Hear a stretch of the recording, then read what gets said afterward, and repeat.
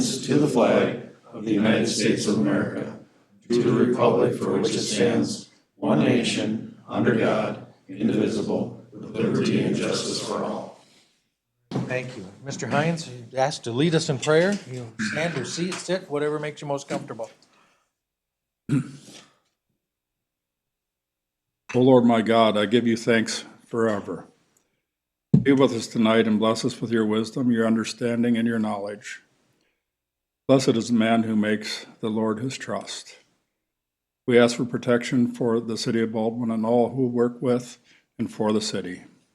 Let your peace reside here, we ask in Jesus' name. Now the Lord's Prayer. Our Father, which art in heaven, hallowed be thy name. Thy kingdom come, thy will be done, on earth as it is in heaven. Give us this day our daily bread. Forgive us our trespasses, as we forgive them that trespass against us. Lead us not into temptation, but deliver us from evil. For thine is the kingdom, the power, and the glory, forever and ever. Thank you, Delmas. All righty, are there any additions or alterations to the agenda? Before we get going, I do have one I want to add under engineering, letter A. I want to add, it's approved, disapprove resolution 2533, and I want to extend that to include ordinance 2025-15. So we'll have the resolution, we'll also do the ordinance as well. Anything else? Mr. Walker, anything you want to add? Nope. Mr. Rush? Yeah, if we can just move under road report, letter C up to engineering. Road report number C. Okay, That's it, thank you. all right. Mr. Case, anything? No. All right, I need a motion to approve the agenda as amended. So moved. Is there a second? I'll second. Moved and second. Any further discussion? Hearing none, all those in favor signify by saying aye. Aye. Opposed, the same sign. Motion carries. Treasurer's report.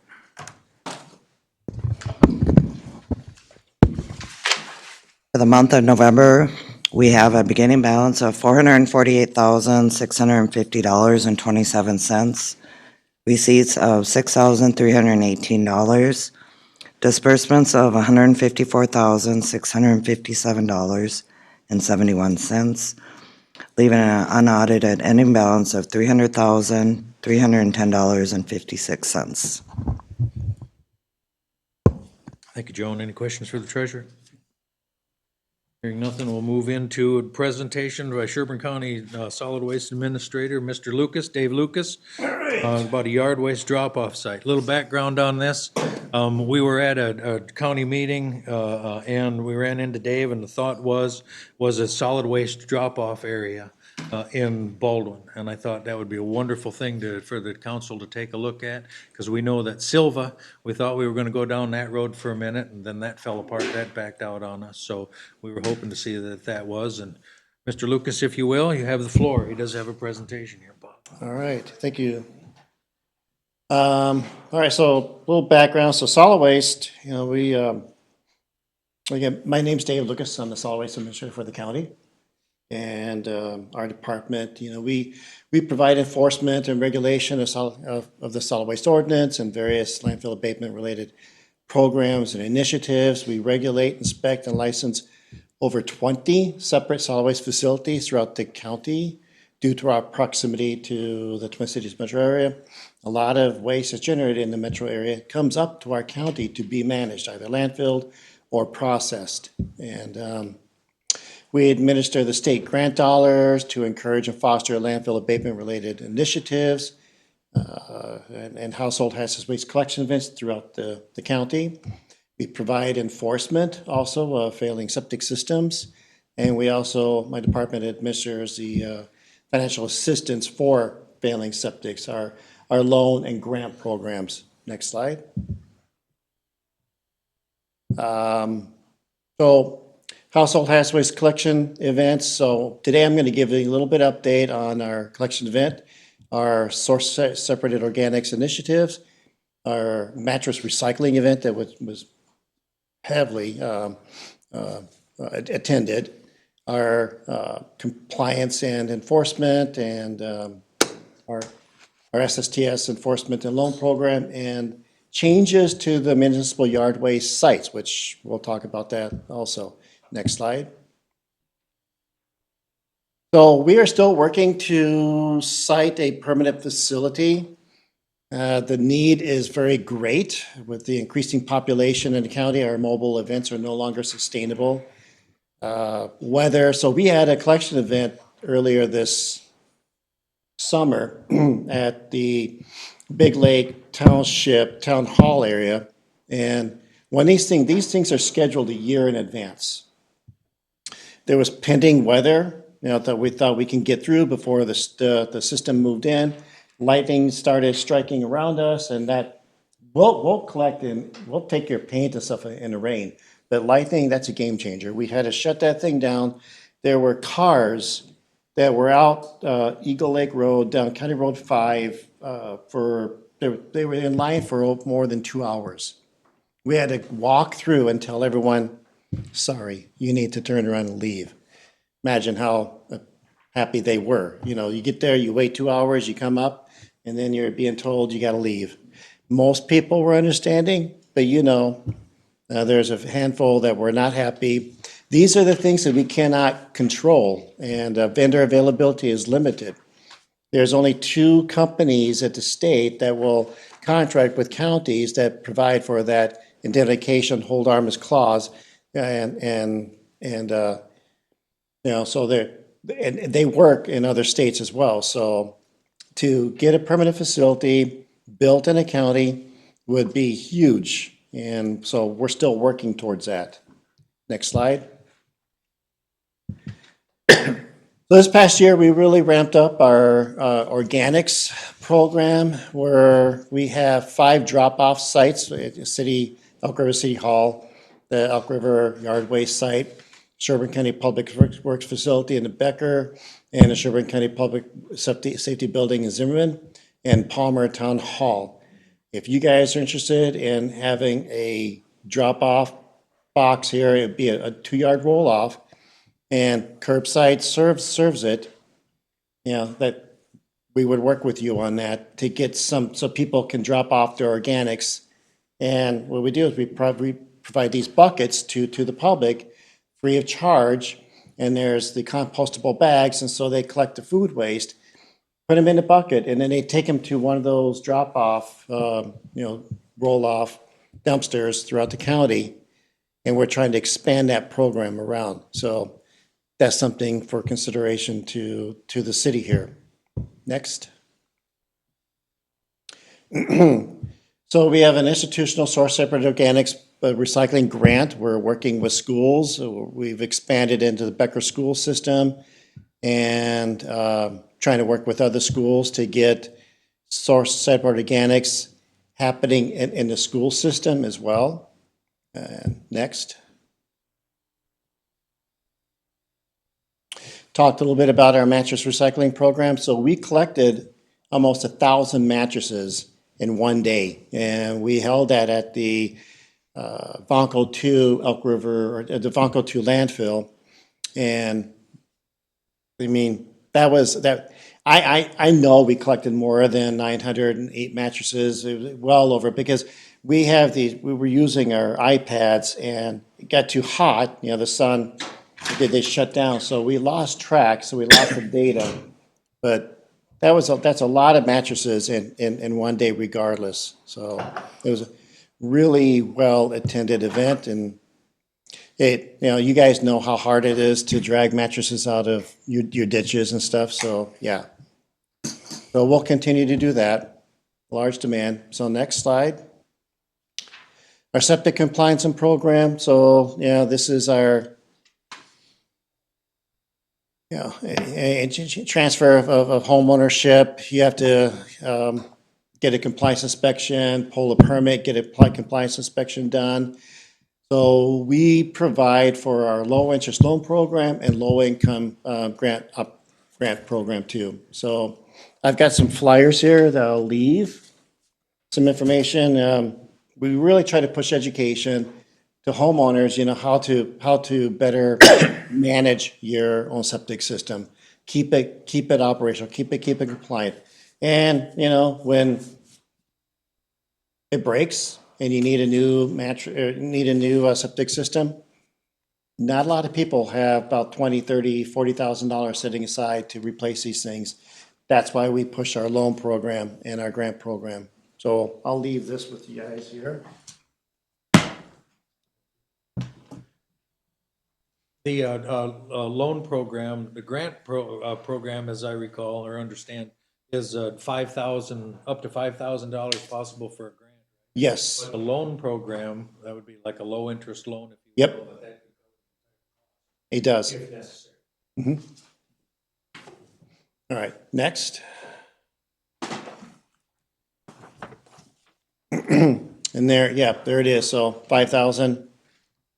And then we just applied, so tomorrow the board will consider applying for a new grant for the next, year. So keep that money coming.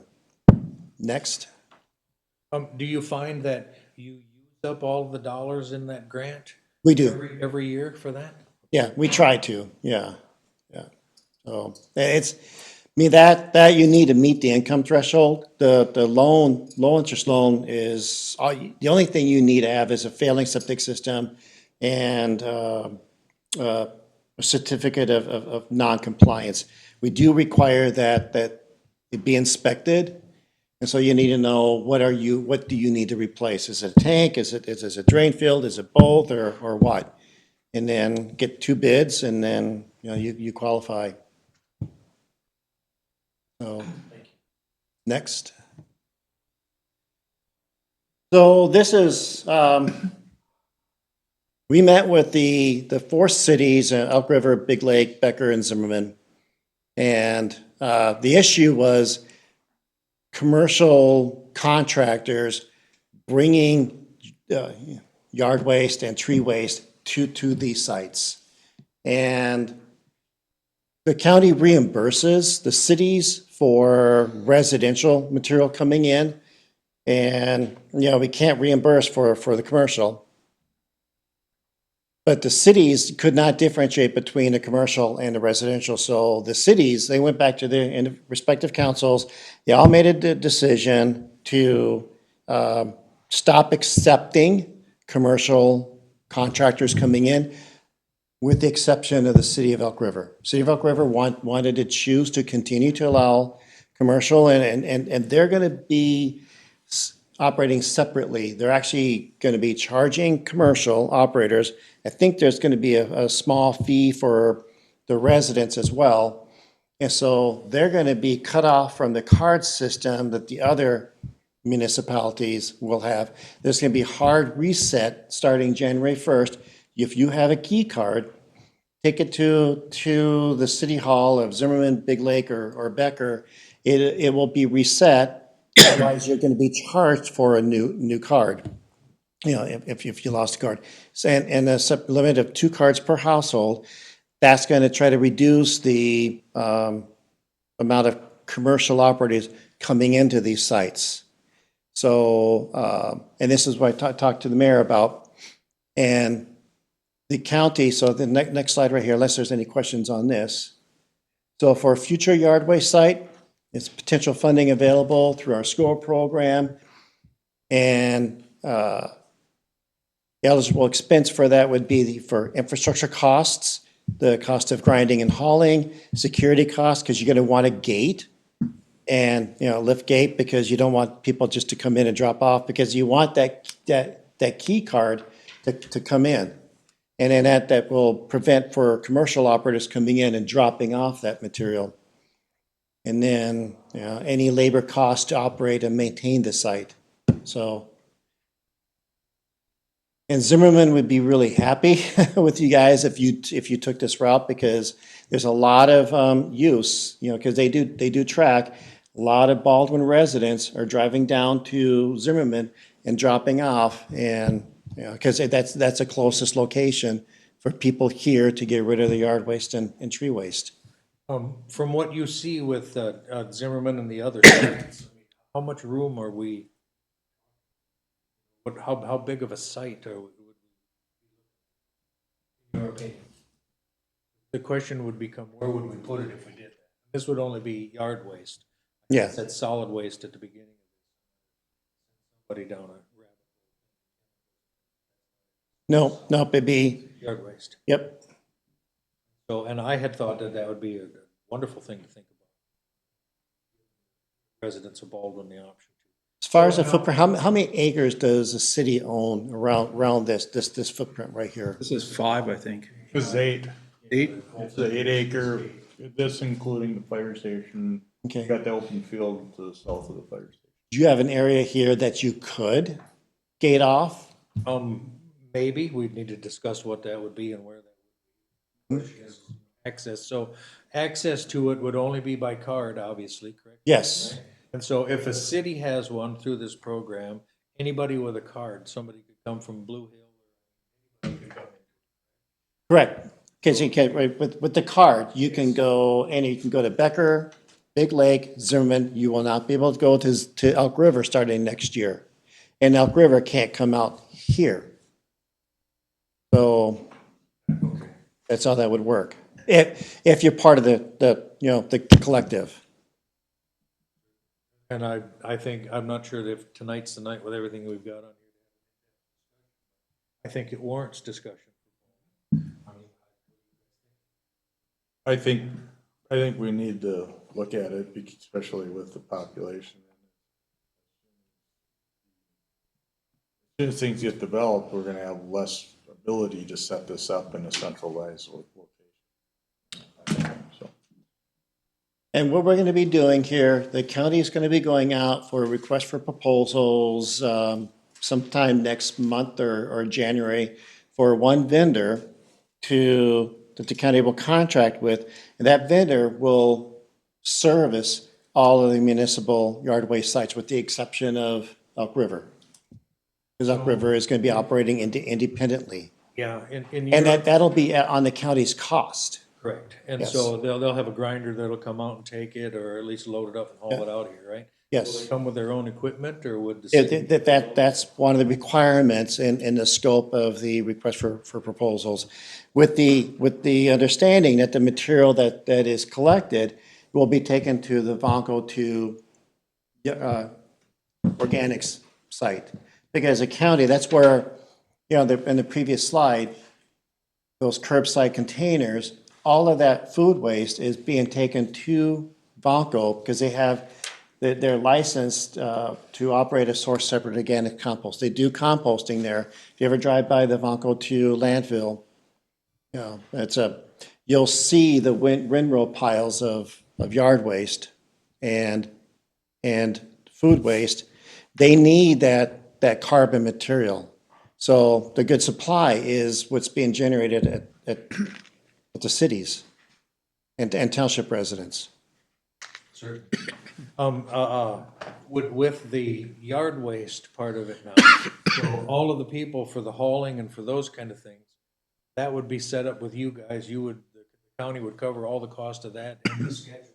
Do we know how often they would come? Like, once a week or once a month? It's not that often because, what the cities try to do right now is they have the equipment, they push the material up.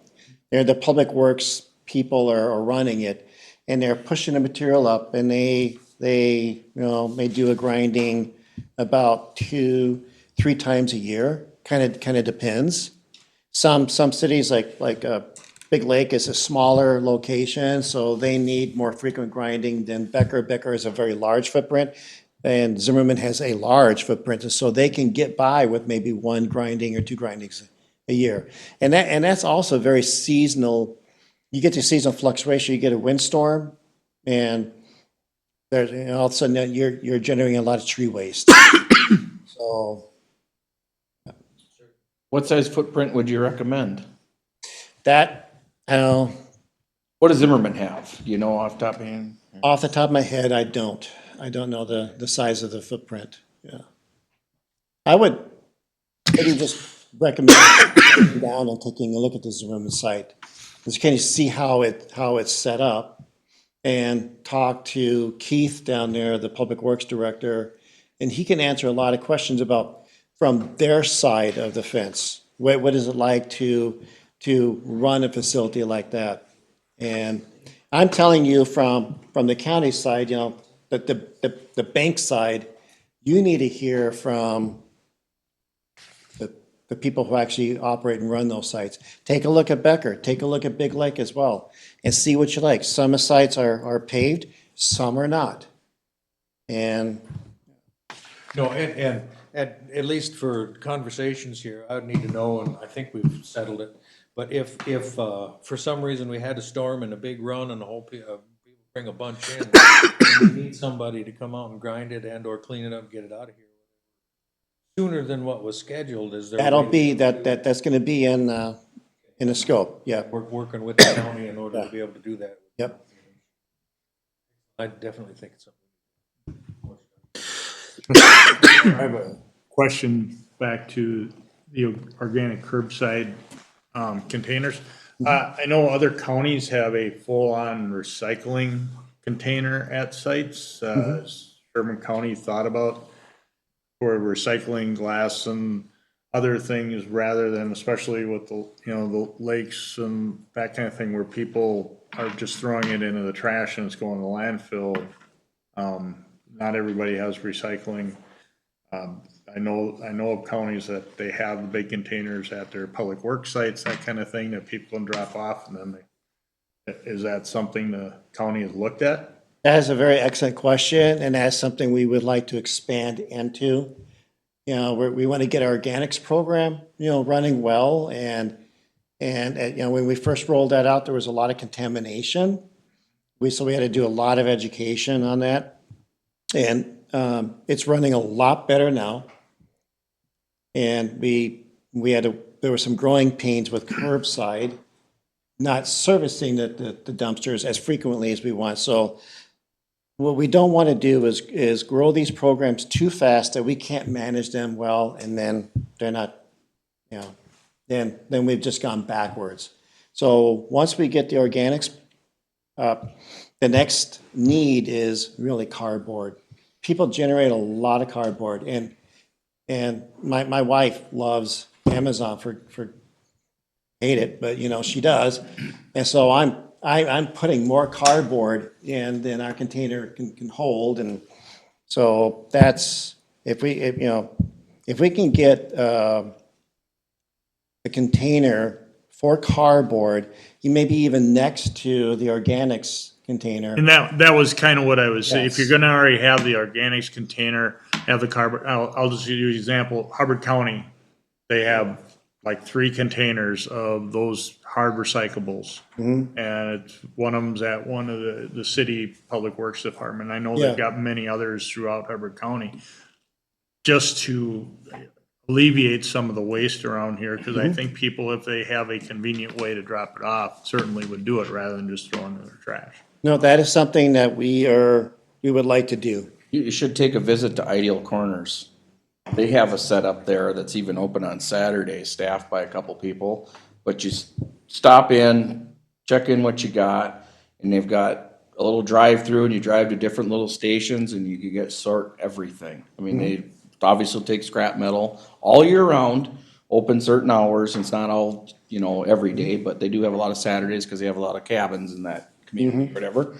But you could take a mattress there, all got fees, whole deal, whatever. I mean, obviously, we have our annual cleanup day, and you have your programs and reimbursement on that, but there's a lot of stuff in there that you know, when you talk about the cardboard, that has a scrap value. So if we were getting clean cardboard and baling it, you should be able to get revenue for that. Yeah. You brought up recycling day events. That is something too that the county is looking at. I didn't slide in it because it's, we just talked about that not that long ago. What we're also considering doing is going out and finding vendors that will work with the townships and cities for the recycling day events. And we take over the control of that. You know, we'll enter into contracts with the vendors that they need to provide this, this, and this, and this. By doing that, we might be able to find a vendor that can accept mattresses. Right now, But the company that we use right now, they only come out because we're there and they know they're gonna get close to 1,000 mattresses. So it's worth their while coming up all the way out of the cities to pick those mattresses up. And they're 100% recycled. Everything that they collect, everything is 100% recycled, which is important. And that's why, that's the only way we can reimburse the cities and townships is if those materials are actually recycled. We can't reimburse for a material that's not taken to a process facility that ends up being landfilled. So we're seeing huge disparities in costs to the townships and cities for these recycling day events. You know, I mean, we break down some communities are charging, you know, the vendors are charging like $20 per battery. Well, hell, batteries are, you should get money for batteries. And then some townships are actually, the batteries no cost because, and they get revenue off of it. Well, that's one extreme to another extreme.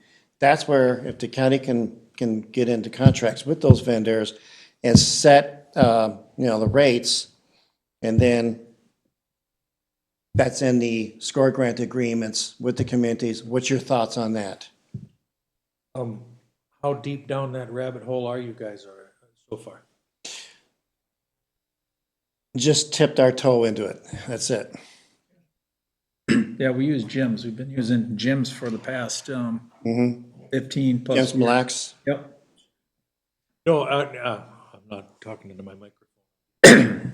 The reason I ask that is, I mean, we use Jim's Mille Lacs, whatever, it works fairly well. Sometimes the prices are reasonable, other times we say Yeah, TV, things like that, whatever. So, but what I'm getting, you would suggest is we would set up our cleanup day and you guys would provide the vendors. list of vendors Us there. and the costs. Yep, yep. So then, you know, in the cases where we'll take 4 tires for free, that cost is still gonna be on the city then. That's something we haven't really, because there are communities that nothing's free, and there's a rate. So it really is. It's one extreme to the other. And so for us, at the county level, trying to find a balance for, you know, reasonable costs out to communities, that gets to be really challenging. Well, and obviously they charge us for everything they take. Right? So we've made a decision for 4 tires for free and 1 appliance for free and that kind of a thing, because it's a heck of a lot easier to have them bring it here and cover the cost of that than to pick them out of the ditch. But boy, if the county wants to take over that cost from us, that'd be wonderful. Yeah. And find a balance between, you know, allowing you guys to act as independent as you need to, but for us to be as supportive as we can. That's the balance that we're trying to find. Excellent. And then lastly here, back to the organics. Now, that would be just a spot for a dumpster, correct? Yes, correct. We're talking about, and then you guys would handle the haul or whatever to come and, Every Monday, it's picked up. but you wanted to roll it out slow, or are you looking for a spot for another organic dumpster? Yeah, well, we're rolling out slow. They would need to be an area that is,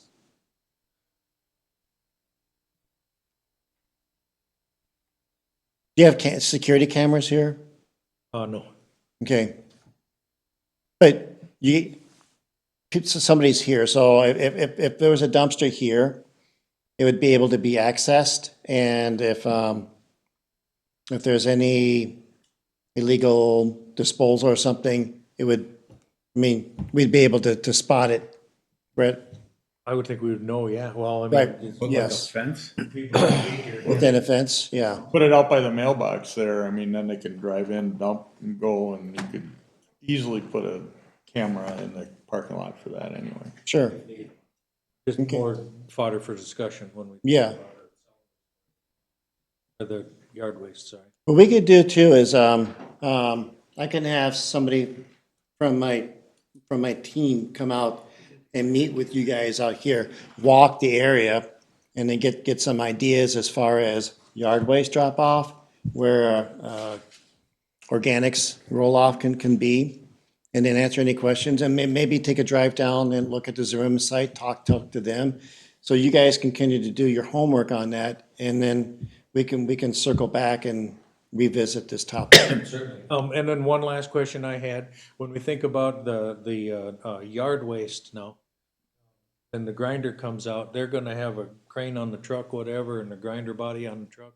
They'll grind it up and haul it all away. Correct. Pretty much what we would need to staff for, if you will, would be to keep building the piles, putting things into piles and things like that at that point. Yep. Make sure that the gate is openable, if you will. Correct. Yeah, You help pay for a fence for that setup? yes. Sweet, excellent. Any other questions? I have an unrelated question, or kind of related. Do you have any grants or assistance for cleaning up the, let's call it the 1800s dump that's mostly glass and tin cans? You have a site in mind, or? Maybe. You know what I'm saying? It's one of those sites that they were throwing that stuff there back in early 1900s. Oh, yeah, we have a few of those around the county, yeah. I think like Bob Gove had one years ago, and I thought he got a little aid to help clean that up. We have, it's called our non-permanent site cleanup assistance program, that if the homeowner, they themselves do not contribute to anything, it's a. So the stuff from the 70s should be picked up before applying from the grant. Yeah, yeah, yeah. So, yeah, we do have, It was a different world. yeah, we do have an assistance program for Does that. anybody remember a garbage service around here in 1970? No, there wasn't. I think it was able-bodied garbage service. Yeah. But anyway, so it's the Non-permanent site cleanup program. non-permit site cleanup program. And so Yeah. what does that provide? It's, Money for dumpsters to haul it away? yes, well, I mean, we'll pay for a contractor to do the work. Yeah, so you enter into the contract with the hauler to come in and just do all the work. It's a cost share program. What's the ratio on that? Depends on the cost of the cleanup. The higher the cost of the cleanup, the more the county You kicks want to in. see in it? So I can have somebody from my department send you that. Okay, yeah, it probably looks like about a 40-yard job. All right. Anything else? Dave, anything else from you? No, unless you guys have any Thank you, I questions. appreciate it. And then we have Mr. Schumacher that wanted a minute as well. We'll roll right into Brad. Thanks, Dave. Start this way. I come with great news. We're gonna go Sherburne County 2.0. You can just take one, pass it down. Mr. Mayor, Honorable City Council, thank you for having me this evening. What you have in your hand is the newest tax line item on our property tax statements that came out. And there it shows you that it's zero. It's highlighted on the bottom. Counselor Holm had called me on this, and so I brought this out. Gotta take one back so I can read it. By the way, I called the county and talked to 3 different people and didn't get an answer directly. No, lucky for you, I was already on top of that. So it's special taxing district total. On this, it goes from $0 to $12.80. Where the $12.80 comes from is underneath estimated levy. See where I highlighted that for everyone's sheet? And slide on over here to 2026 where it says $415,690. That is the amount that is paid divided by the parcels in Sherburne County, Benton County, and Stearns County, and contributed to our St. Cloud Airport. If you look above on line item number 18, the city of St. Cloud contributes $620,000. You'll see in 2027, we have a projected amount of $483,000, and so that will continue to go on until it stops in 2031, when all St. Cloud properties will be assessed equally, including everybody in Sherburne, Benton, and Stearns. And that was the newest line item on the taxes. We elect a board of members from each of the 3 counties to operate our St. Cloud Airport. So that way you guys know if someone asks a question. Any questions on that, Mr. Mayor? Otherwise, I got one more thing and then I'm done. I have a question. So, at what point did we establish, who established, did the county board go into agreeance years ago that we're, Correct. that this benefits, how does it benefit Baldwin having that airport over there that has one airline I don't think I'd ever fly? Well, we would say that it does benefit. At one time, it didn't have any airline. And one time it had 3, because Sun Country was there. It does benefit all Sherburne County residents because the military is over there. The military is a renter, and so they do military trainings out of that airport. Plus, just like in Princeton, the DNR is stationed there. And so it does benefit Sherburne County, Benton County, and Stearns County. And yes, the 3 county boards came together and put this together before I got this job. But I still support it. Yes. I did have a resident call today questioning this, so would I be able to tell them that it's from the St. Cloud Airport? Yep, and here's their budget. Yep, and I can email you the brochure packet that I didn't have because I ran out of staples, and I appreciate Mr. Mayor and the City Council for borrowing me staples to staple these together. Yeah, if you would do that, that'd be great. Yep, I'll have that done tomorrow. Part 2 of my conversation, we as a county board decided publicly and privately, more publicly I meant, publicly not to talk about the shotgun rifle for 2026 until after the season, which just ended on Sunday. So we are going to move forward. We have a workshop coming to add in, or possibly add in, the rifle for deer hunting in 2026. But we had too many calls and too many questions, confusing the year 2025's hunting season with 2026's. And so we as a county board publicly agreed not to talk about it at all until now, after the season has ended. And so that will come up as a discussion item for the county board, which I'll come back to you guys and to Livonia Township. Because in the city of Princeton and the city of Zimmerman, they have a no discharge of a firearm ordinance. Do you have any other questions for me? Thank you for. Any sentiment from about that, what are positions you've, We have no positions on it because we have not been able to publicly talk about it yet. have any going into it? Yes, I do. Share them? What? I'd like to hear them if you would like to share them. Oh, I do, yes. Okay, so for me personally, I consider it to be called big buck bumper hunting. That is where you have a permit that you were issued from the government so you can hunt year-round. Right here, I'll show you this one. For your license, you can take as many deer as you want, just use the bumper of your car. The deer from County Road 1 through Baldwin, there's a lot of them, but none in Blue Hill, because those are next year's deer. And in Orrock, those are next year's deer, but big bucks in Baldwin, Elk River, and Livonia. But no, I do not have a position on it. Kinda do get a driver's license. Anybody here? Well, I think you I'm guys going should into talk it. about it after. So, just to clarify, this is the rule that they are going to open up the state to rifle hunting where before it was south of 95 slug hunting. Yes. I'm a hunter. I don't quite understand why we need to have rifles in the southern part of the state. I grew up on a 400-acre farm, and there's still no reason to have a rifle down there. Shotgun, we did plenty good on deer. It's just concerning, a lot of houses, that kind of thing, and rifle shells go much farther than shotguns. And so, Mr. Mayor, I'd be looking for you guys to have it put on your agenda, I'll get the packet, put it on your agenda, have a discussion about it, and then give a recommendation. Because I'm gonna use the recommendation from both you and the Livonia Township. And again, when you think of over 50% of the population of Sherburne County lives within 9 miles of our Isanti border to here, all the way down.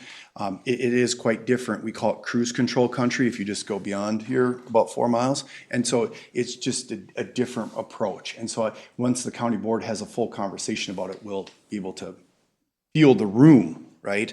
But again, there's so many calls that we had to just publicly say we're not gonna talk about it until today, because today is the first day that the old season ended. Now we move on to next season.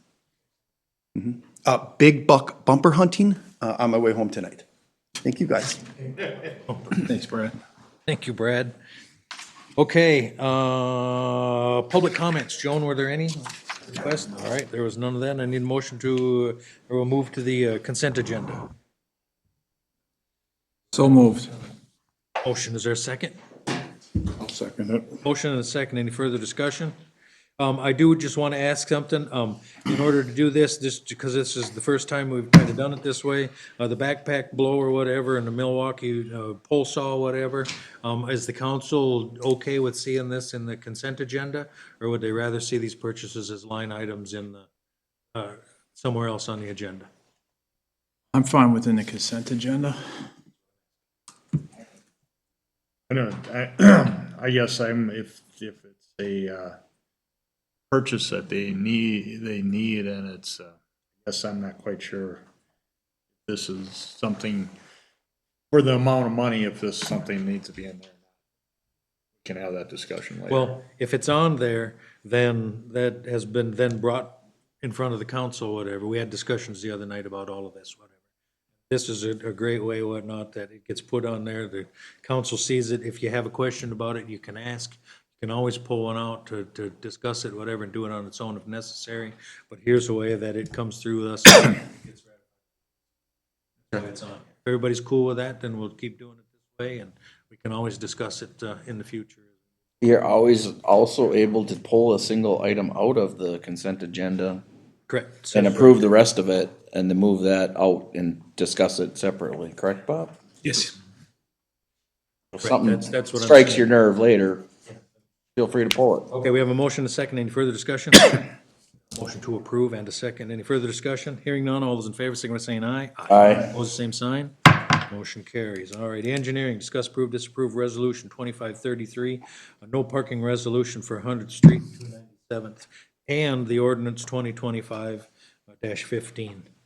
And I think this resolution 2533 is something that you need to give to the state, or at least submit, whatever. This is the MSA, the road, the plans and all that, right? And then, Bob, you put together ordinance 2025-15, because we need to put it into a rule so we can have some teeth.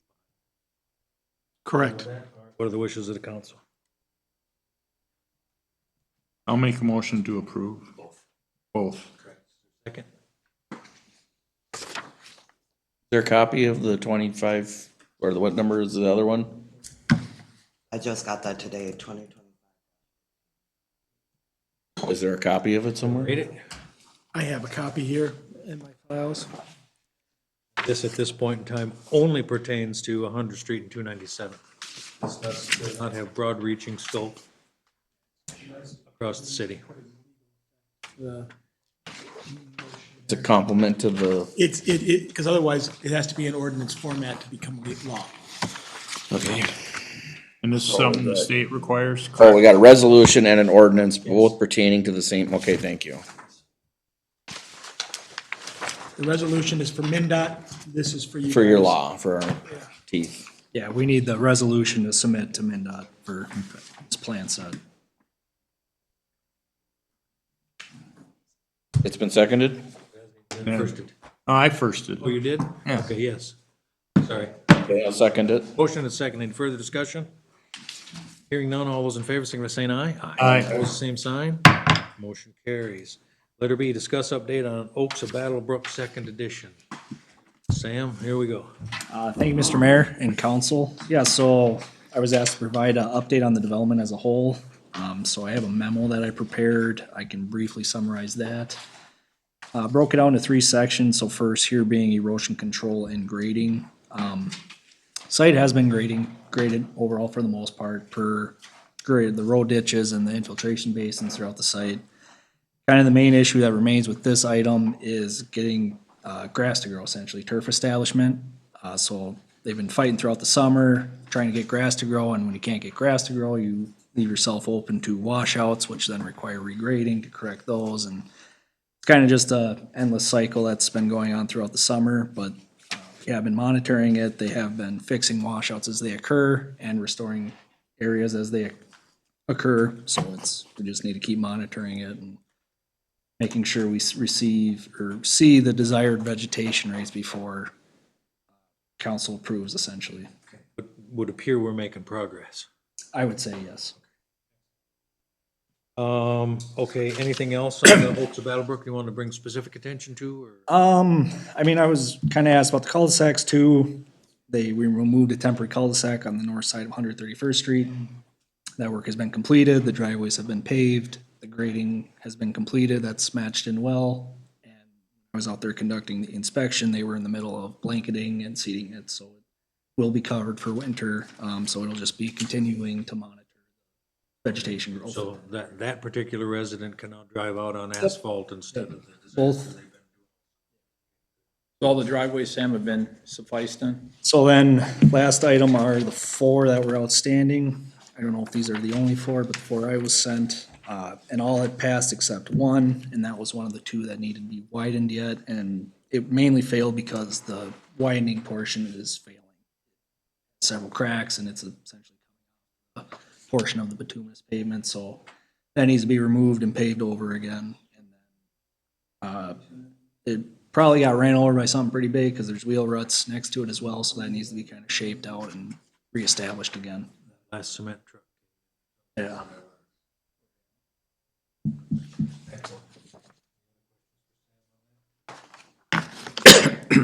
Okay, all right, thank you, sir.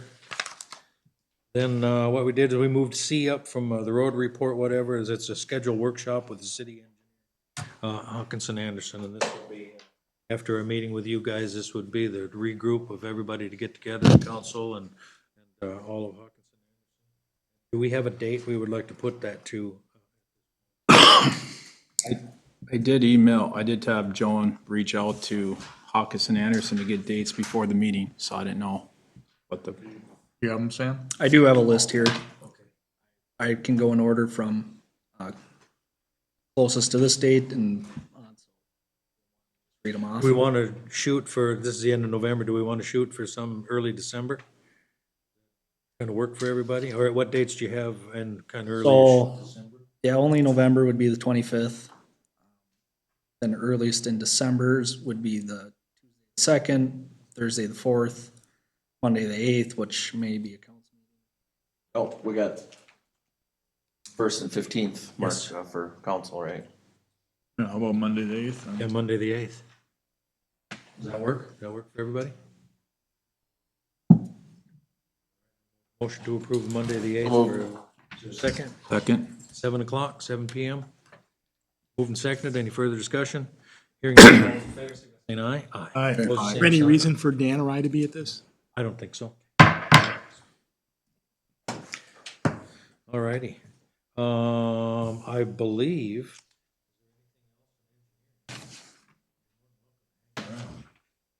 Yeah, I can hang out for the. He's Um, fair company. I think, yeah, let's just roll through a few more of these. Okay, anything else in engineering that anybody has? That's what we moved. All right, Frontier Trails update. They're doing that. NSU, whatever, is working with doing that. The management on that, it seems to be working well. Things are going well. Remember, we had that one time, it was thought that Steinbrecher had given us a quote of like $14,000 in repairs that they suggested at that point in time, and it's NSU's opinion that we don't need to roll into that at this point in time. Let's watch it for a while and see if it needs that. It doesn't seem to at this moment, so we're not gonna do that.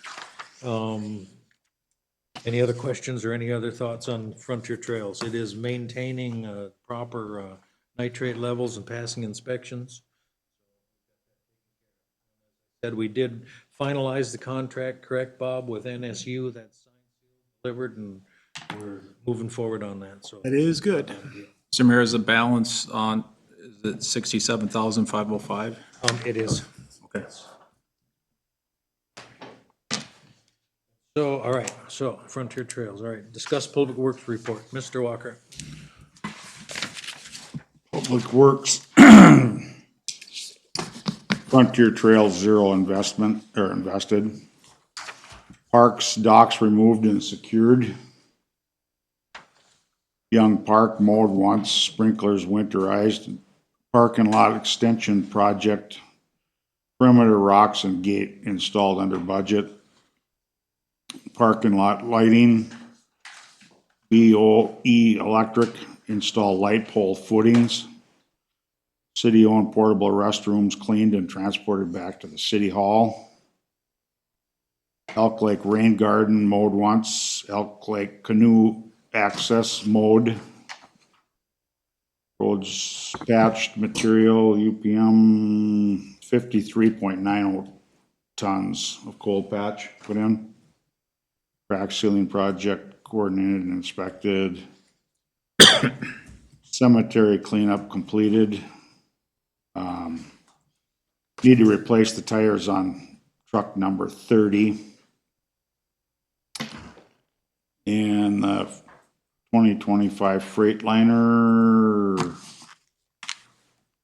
should arrive at the end of November. So on there, what vehicle do we want to park outside when it does come? Wishes of the council. We're not gonna have, I think it's gonna be tight. Duty vehicle? Yeah, we can.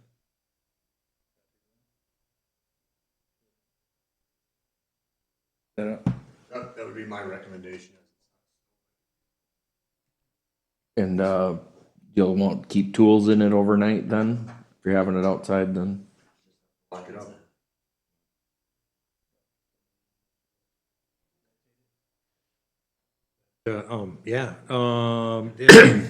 Just a thought here, but we've got that one last Ford 550. Do we want to keep that? Have all the other vehicles as well. Would we want to keep that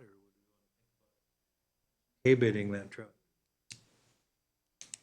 Oh, didn't we just dump some money in that thing? Old. That's a 2008. Wasn't there a leak or something in the front of it, or? There's been several. It would drastically affect our ability to travel roads.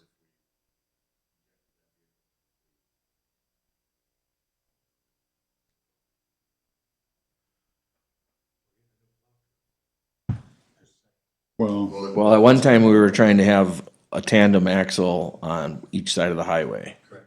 Was a goal for the big collector roads. Mission accomplished, but you still do a lot of cleanup with these smaller trucks and they're less invasive, hard on the gravel sites. I wouldn't take a dump truck into the gravel. Well, and it's hard to turn around in some of them streets too. They're small. There really isn't enough room for. I guess that's dump now the trucks duty to go down vehicle some now. of that. So far, I'm not holding my breath because we've been told, Oh, yeah. we've been told 2 years ago we were. Yeah, Anyway, when we get it, I think we can make that decision. okay. I think to start with, if it gets here before, anybody has a chance to make that, yes, put that. Sorry, I didn't mean to derail us. Okay, the New Holland, so that's, where were we at? Truck number 30 needs tires. So, okay, we have, We got estimates for tires and stuff here.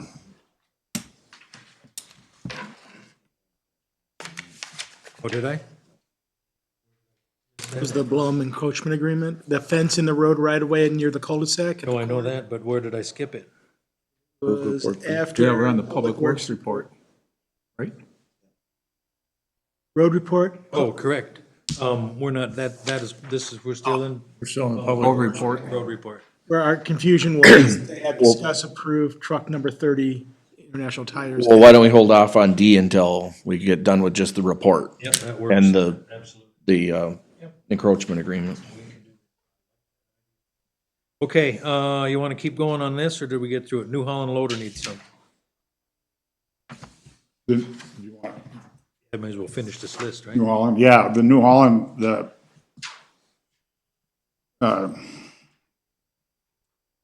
hydraulic cylinder got completed and it was, come in under budget. It was at 197.45 for that. Wait.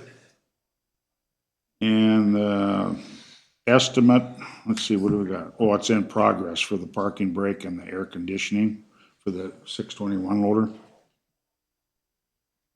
And we got a schedule, do some scheduling for commercial vehicle inspections. With Bob. Yeah, with Bob.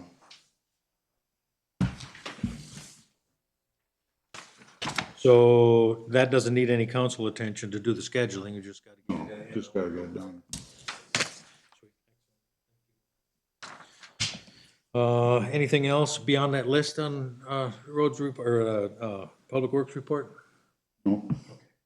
Letter B, discuss, approve, disapprove encroachment agreement for PID 01-030-1210. Mr. Mayor, Council, for a lot of the properties in this Elk Point, the council has already approved encroachment agreements.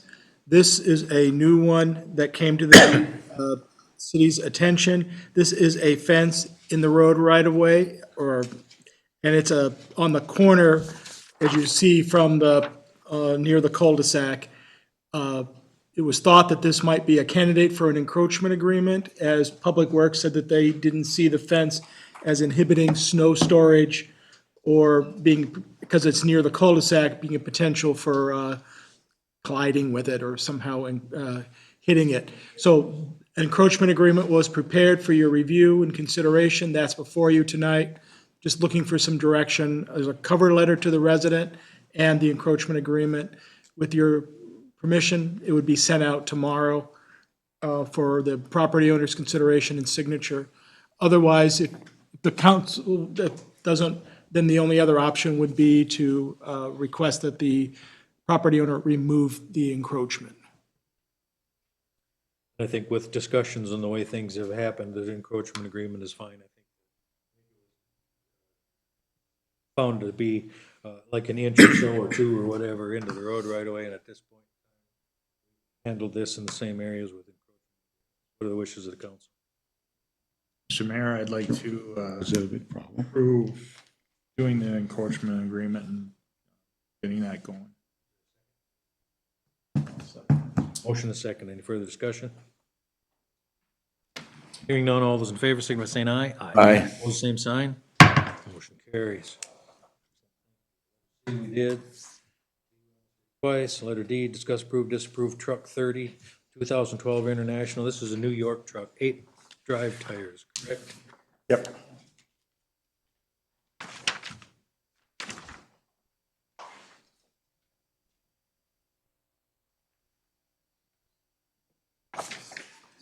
So is there a preference here for the Geo Quest versus the Brinks tires?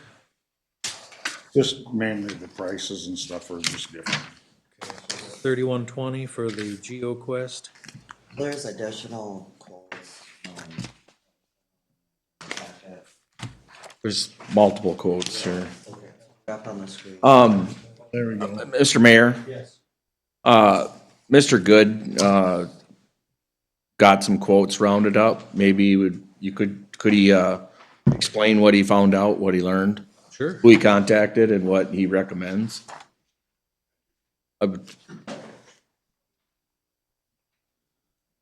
Thank you.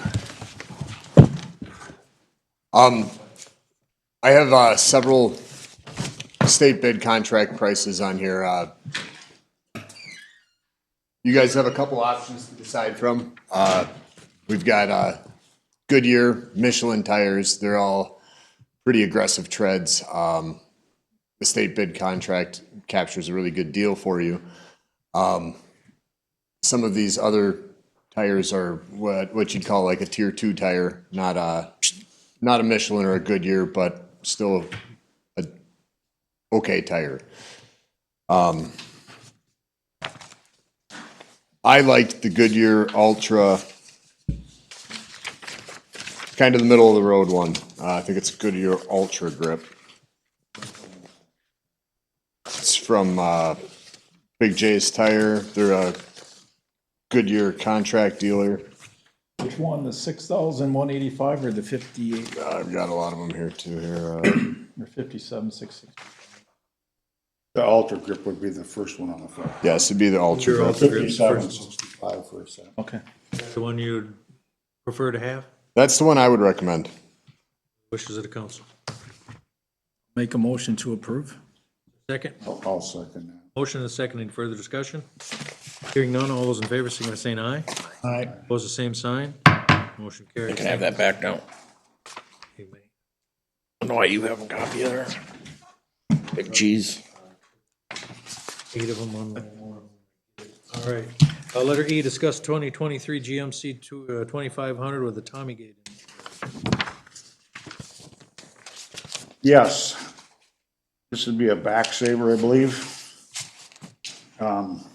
Christeel's got it, and I believe the price is, well, it'd be a little bit less than $56.35 for the lift, and installed, right?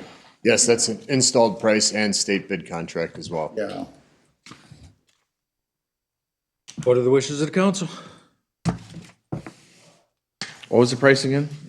$56.35. You want to see Is that that? a separate little deal you got? Yeah.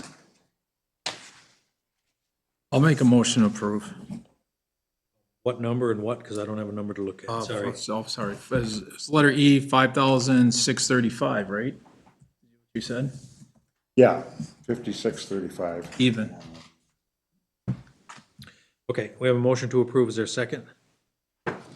Second. Motion is second. Any further discussion? Hearing none, all those in favor, signify by saying aye. Aye. Opposed, the same sign. Motion carries. Discuss public works position.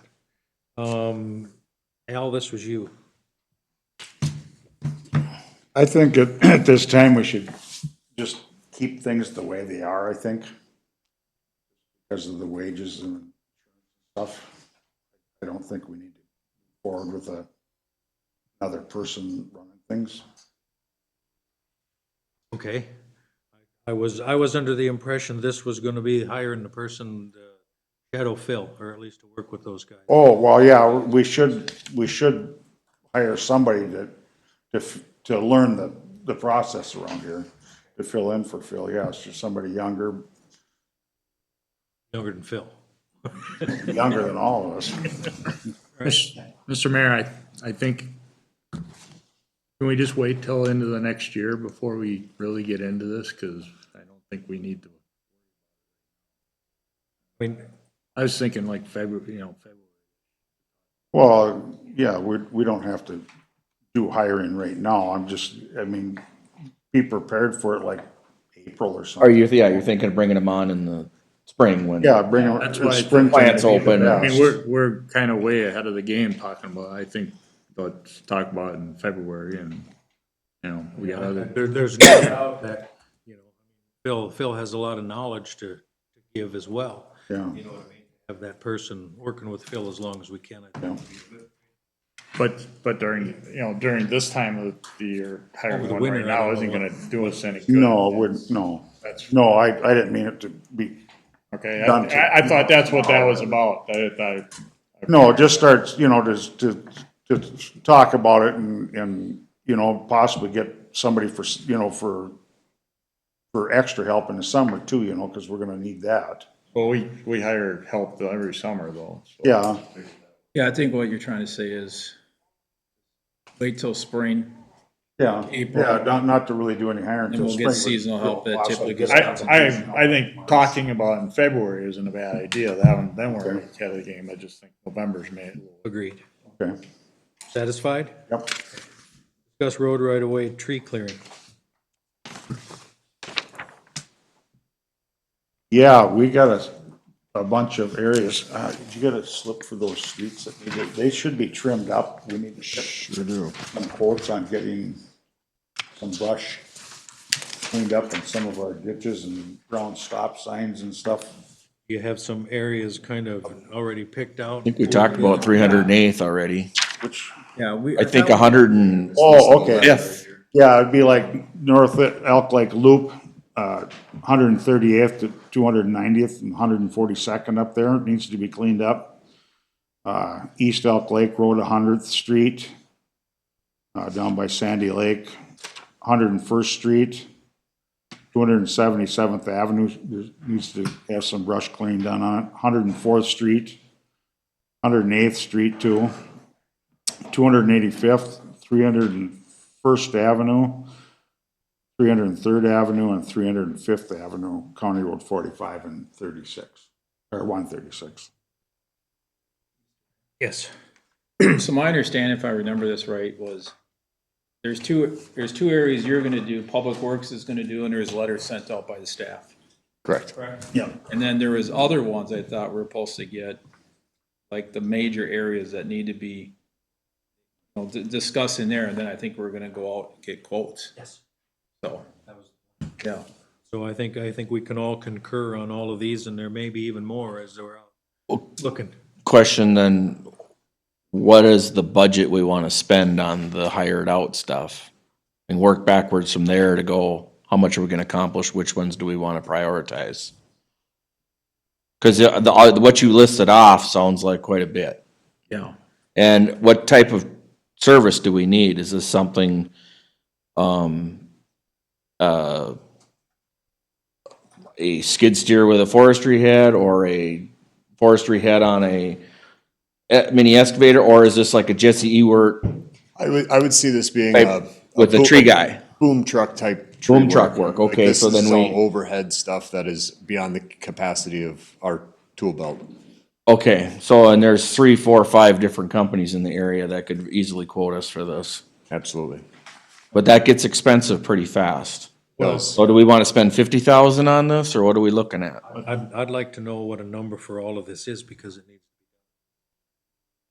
that number, Yeah. kind of pare back from there. Well, how do you get the number without getting quotes? Oh, we gotta get quotes. Well, then you get quotes and then you go, oh, wait a minute, I'm gonna cut this pie down and I'm only gonna, I mean, what are you awarding them? They've put out the effort to bid on something and then you're gonna come back and à la carte them? How else do you wanna do it? Estimate and decide that let's bid these, say, 3, 4 problem areas and know that that's probably gonna come in at, 20,000 a smack. I'm not just throwing numbers out, nobody should take that as, but I mean, I remember spending quite a bit of money. Didn't take long to we used to spend about 60 grand a year with Jesse Ewert. And that got us some overhead work in a few areas. Could we target 20 to 30,000 and try to make that our target budget for this tree clearing and pick the most effective areas for that dollar? I think it's. I get it. So I understand where you're coming from, but these gentlemen are in business to give quotes. So I don't see asking them for quotes as a big problem.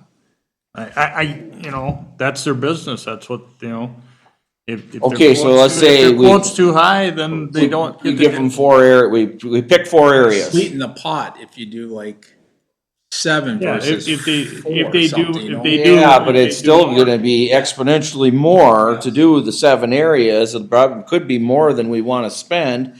And then now we have this quote that's for 7 areas. You can't just go back and reconstruct their quote. How do you do, I mean, you just understand where I'm coming from, Bob? I understand where you're coming from, but you could ask for each individual Yeah, area, that's what I was So thinking. just make Yeah. each one, a separate line Yeah. item in your I guess quote. that's what I was saying. That was, I was okay, thinking. I like that, thank you. 305th, give us a number for. I like it.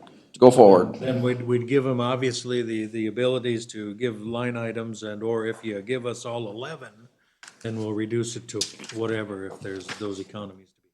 That's what I'm talking about. Okay, well, I'll make a motion that we break each road into its own quote. Is there a second? I'll second. Motion and second. Any further discussion? Hearing none, all those in favor, signify by saying aye. Aye. Opposed, the same sign. Motion carries.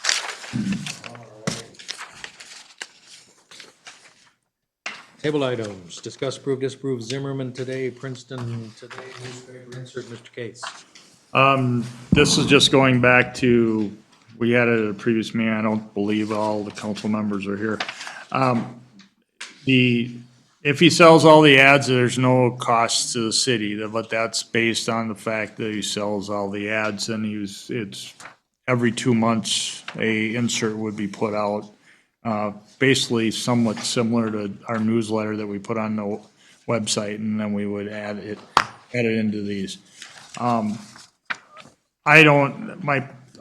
My personal opinion is that in the future I would do the whole area, not just the Baldwin area.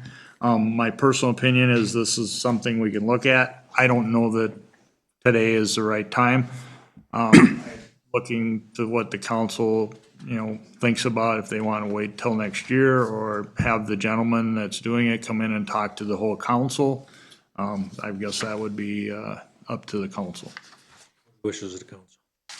I'll wait till next year, me personally.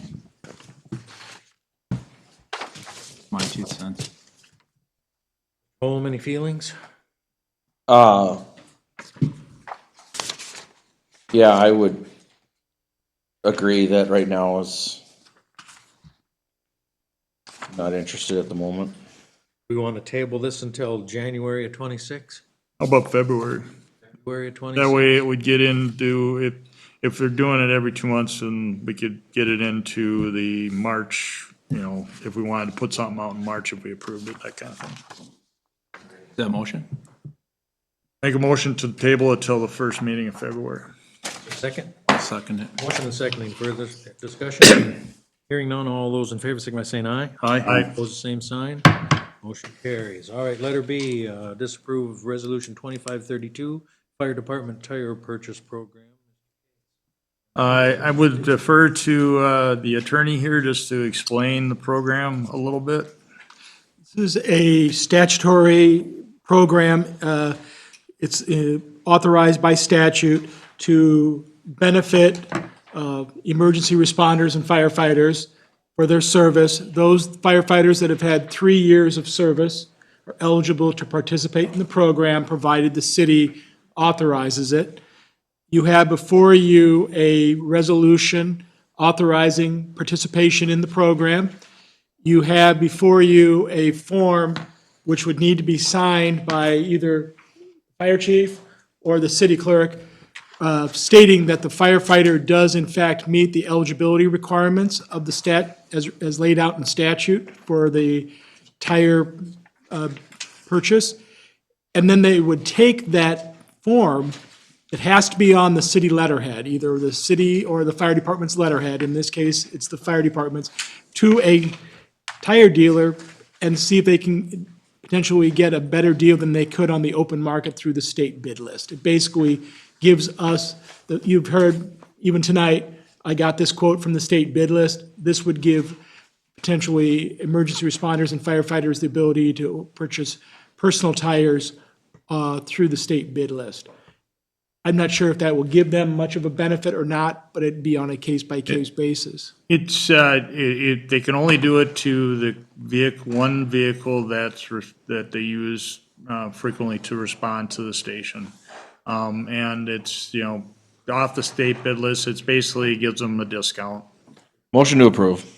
And there's no cost to the township either. No and to the township, I don't know, the city? City, I'm No sorry. cost to the Sorry. city. Yeah. The only requirement for the city is to keep records. Because there is a limitation on a number of times you can participate in this program and within a every 3 time. years. Once every 3 years. And we have to keep the records for anybody that participated in their file. Motion, was there a second? I'll second that. Motion is second. Any further discussion? Hearing none, all those in favor, signify by saying aye. Aye. Opposed, the same sign. Motion carries. All right. Mr. Mayor? Yes. Quick question about the scope of work for the tree clearing. How far would you guys want to clear into the road right of way? Is it full road right of way clearing or to the inslope of the ditch bottom? At a very minimum, well, it depends on, if you're gonna ask me, my opinion would be, it depends on the area we're gonna send them to trim. So as an all-out right or normal procedure, whatnot, I would say all the way out to the road right away. First preference. If there's gonna be big trees and heirloom trees and things like that that are in there, whatever, then we probably should have a discussion at some point about whether we're taking them just to take them or not. I do believe it's like up to 6 inches, there's something whatnot. That applies, Take to 4. that applies to towns, and you're now a city. So there's more discretion with you guys as a city. You don't have to meet all the requirements for giving notice and stuff as under 160.22 when you were a town. However, I did hear that you were gonna send letters out to residents advising them of this. And I would encourage you to work with the residents to stay with, to identify any trees. Usually it's, 6 inches in diameter, as measured 2 feet of the ground is typically considered a tree in statute. However, that statute, that information is coming from does not apply to you as a city. But I would encourage you to work with your residents so we don't have any bad feelings. Can I ask, you're saying it doesn't apply to us as a city, what does apply, so we They know. don't. They So don't. none of that applies, so We we don't could, have a statute that corresponds to cities. so I'm not saying we're doing it, but we could just go clear to the road right away. I would say you have to stay within the road right of way. Right, Unless you get stay these. within the road right away. I just want to make sure we're not under any issue if, something inadvertently happens. But I agree, we send letters out and try to do work I with them. believe there's a deeper question we have some of the roads where the right of way is not exactly, Determined? clear. Oh, not in Baldwin. So, Clear everywhere. so I think if there's a road that's in question, maybe we need to bring it to a little more discussion before. But at a minimum, I think for these guys, whatnot, to clear the sightlines. You know what I mean? If you're at the intersection or whatever, just sure clear the sightlines. And if you don't have a road that is actually recorded at the recorder's office where the width is defined by a plat or an easement or a county road turnback or something like that, a document we can actually see, it's use and maintenance under 160.05. And in that situation, can be wider in some areas on the same road and narrower in others, depending on the topography and how far you threw the snow and whether there was any encumbrances in throwing the snow. So it is something to be mindful of and try to work with residents to make sure that there is no hard feelings. But I think branches that are hanging out, because we've got. Always. Some places, whatever, anything that's hanging out into the road, Yes. that kind of a thing. And clearing of brush, no restrictions on, even under, when you were a town. Clearing of overhead limbs, no restrictions as long as it's, you're not taking the tree. But the only restriction you had before was taking the actual tree, and then we had to notice and give them an opportunity to request a public hearing. And then, once you held that public hearing, then you could decide by resolution whether you were still going to proceed with the tree removal or not. But again, that was a township statute. Joan, on the letters that we sent out, did you get any responses on that? So we did get a couple, they're asking what work, when it was going to begin, and then they also asked exactly what work was going to be done. We sent about 70 letters. I talked to Jay about this. With this list that they have for the trees too, I mean, it's going to be spendy. And when you send the letters out, I think you probably need a little bit more detail as far as what exactly gets done, unless there's something generic that you have. Is it something we can put on our website? Because that gets expensive, especially with all the trees you have listed. I would suggest putting it on the website. As much information as you can give to people, I don't know if there's a way to look at each individual road, Zach, and say how far from the center line of the road or the edge of the road or something, how far back you're gonna go and clear, to give people an idea. In the past, for a lot of road projects, we've gone out and actually marked the trees with, that we're gonna remove, or we've told people how far away from the edge of the road right of way we're gonna clear. However, it's easiest to give them that area so that they would be able to know, and if they have a question or concern, they could raise it with you. And it's nothing to, I wouldn't, even though you're not legally required, I still think it's a best practice if somebody has a problem, that they have a certain deadline in that letter to communicate. So, don't just tell them, hey, sometime this spring, we're gonna do this. I'd say, we're gonna clear, or we're gonna remove this. If you have a problem, we need to hear from you by, December 15th, or whatever your deadline date is. Come to the city council and talk to us.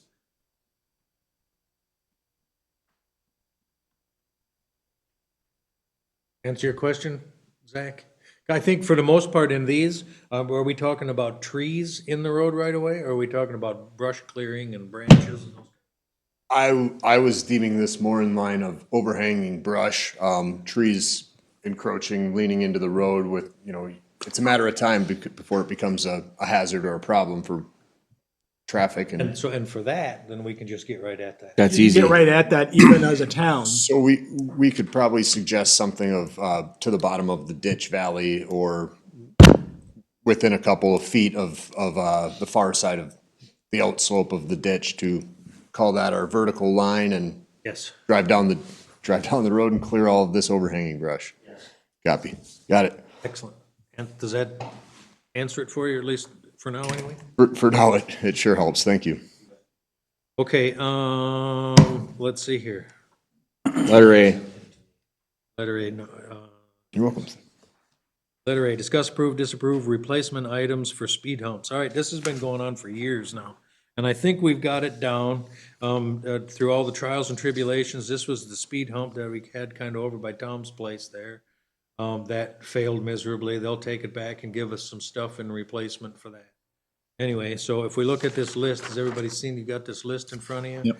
Roughly, the speed hump was $14,000, and this turns into $14,030. If we can agree on all of these things, then we can finally put this. Are the values of these line items, are they good prices? A good value?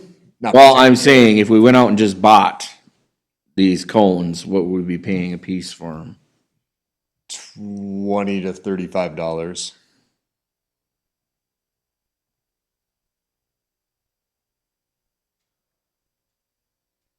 So, 50 of them at 55 is what they're saying. The barricades, whatever. Ultimately, we had thought that we were going to do more signs. I shouldn't say more signs, but we wanted more barricades, more of the other barricades. Or was it the cones? I don't remember which one it was.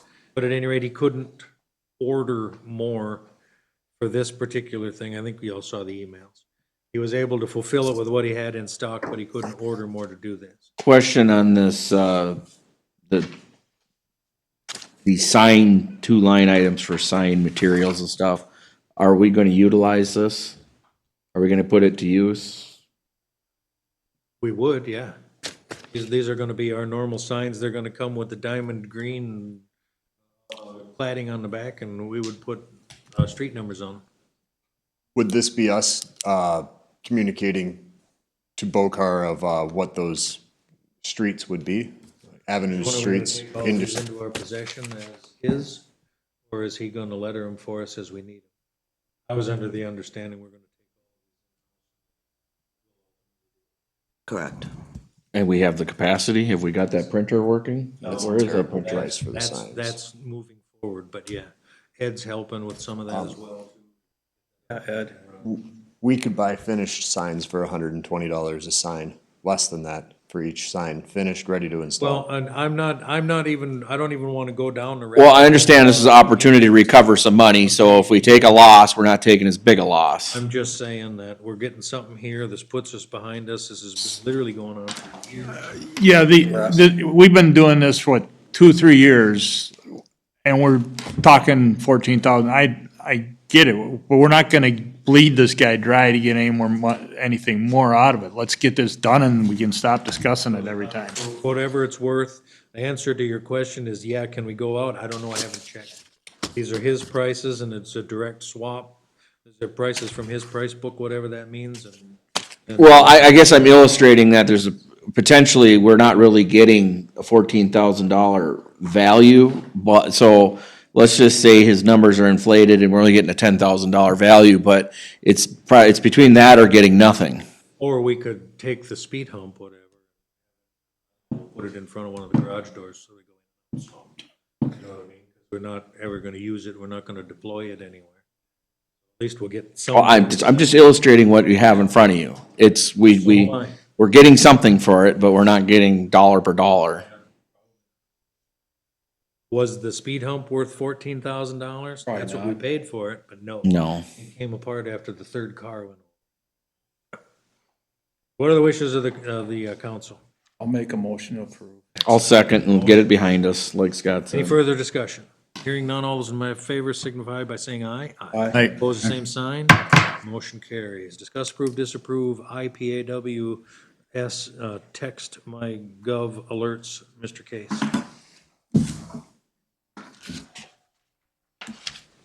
Joan is a little more familiar with this, but this is the agreement to send out, Joan, do you want to just fill in on this a little bit?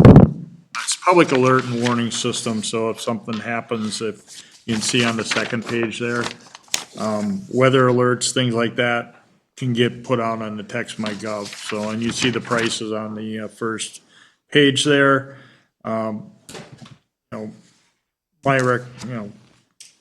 Joan, we talked a little bit, it's been a few weeks, a couple months about this. What did we think was the proper one, you thought? So depending on what the city council wanted to do, they have the weather alerts for public safety, and then also some disaster relief ones, which is more of the iPause. The iPause is an additional $500 added on to the $4,000 that we pay for the text.my.gov right now. So this handout here, and it was sent in the agenda packet too, just kind of includes the emergency stuff. So it's just basically, the iPause was more of a alert that went through, what was that called again, Scott, for the? Well, it goes through FEMA, so there is a little bit of training that would have to go. And the alert types, if you look at the bottom page, if you go to that one, Joan, the last page on here, this one, there, alert types. So it's just it gives you monthly alerts and that kind of thing. It's kind of like your TV, your alerts on TV, the broadcast system, but certainly this is something that we can put out over this system to, if we had a tornado come in, or we have a police emergency in an area, or a fire emergency, that, and we can localize it to that area. And that, if we had a major fire and there's, just to keep people out of that area, that kind of thing. And that's what it's about, so. We had talked about that actually when we Yep. talked about the text.my.gov being able to do localized areas like that. My question was with the weather alerts and things like that. Would that be something that the National Weather Service or text.my.gov would be sending out automatically, or would we? That'd be something that come from them directly. Yeah, I think it comes from them. We wouldn't be doing it ourselves. It would be coming through the text.my.gov people. And I believe they get it from the National Weather Service on the alert, like a tornado alert or flash flood alert or that kind of thing. For what it's worth, when we had the meeting here over the school referendum, I asked the question to the people that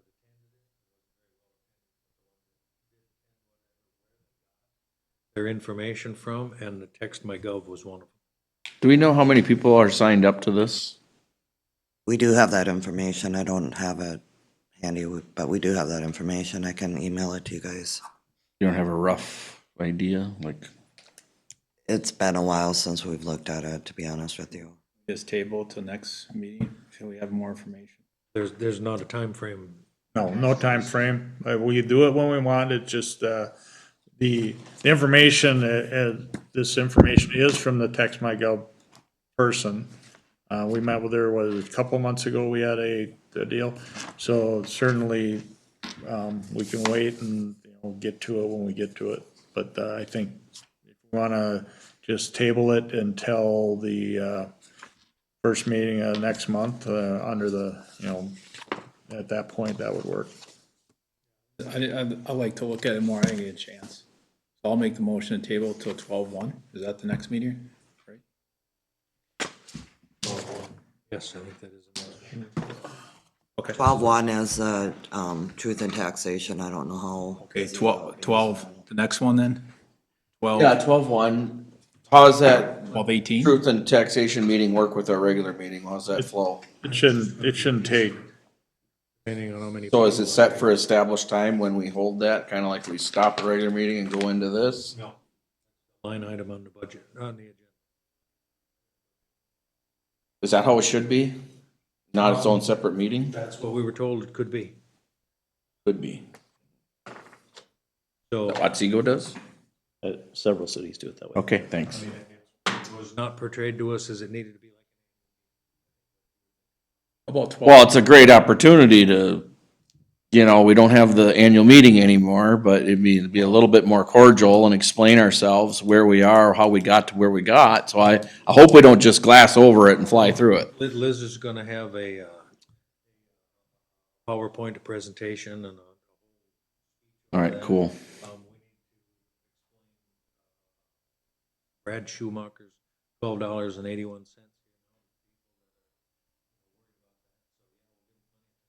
I say what that does is give me some leeway to 12.18. say what can and can't be on the 12.18. agenda so that we can have a. That's wrong. Realistic 12:18. Oh, I was gonna say this probably won't take very long, so. You want it on the 1st or the 18th? Oh, the 15th. I'm sorry, thanks. 15th. 15th? Yes. December 15th. Is there a second? 15th is. I'll second. Okay. Further discussion? Hearing none, all those in favor, signify by saying aye. I, Opposed, the same sign. Motion. That's at 7 PM, correct? Yep. All right, city council goals. We do this usually about every year, first time as the city council. I looked over mine, I don't know if you want to take more time to go over this. I don't know if you had a chance to look at the list and the way it was. I have not looked at it at all. I haven't had time. Let's bump this. Let's. 12:18. Yeah. 15th, sorry, I keep saying 18th, 15th. Is there copies of our goals? I don't see that. I didn't get one in Yes, here. I missed that one. All right, so that's a motion to table it till the 15th. The motion. Scott, I've made the motion. Scott will second it, right? I'll second it. Motion and second. Any further discussion? Hearing none, all those in favor, signify by saying aye. Aye. Opposed, same sign. Discuss, approve, disapprove attorney attendance at council meetings starting in 26. The last time we had this discussion, we decided to table it until now to have Mr. Rupie continue to do this. What are the wishes of the council? I'll make a motion, narrow it down to one time a month.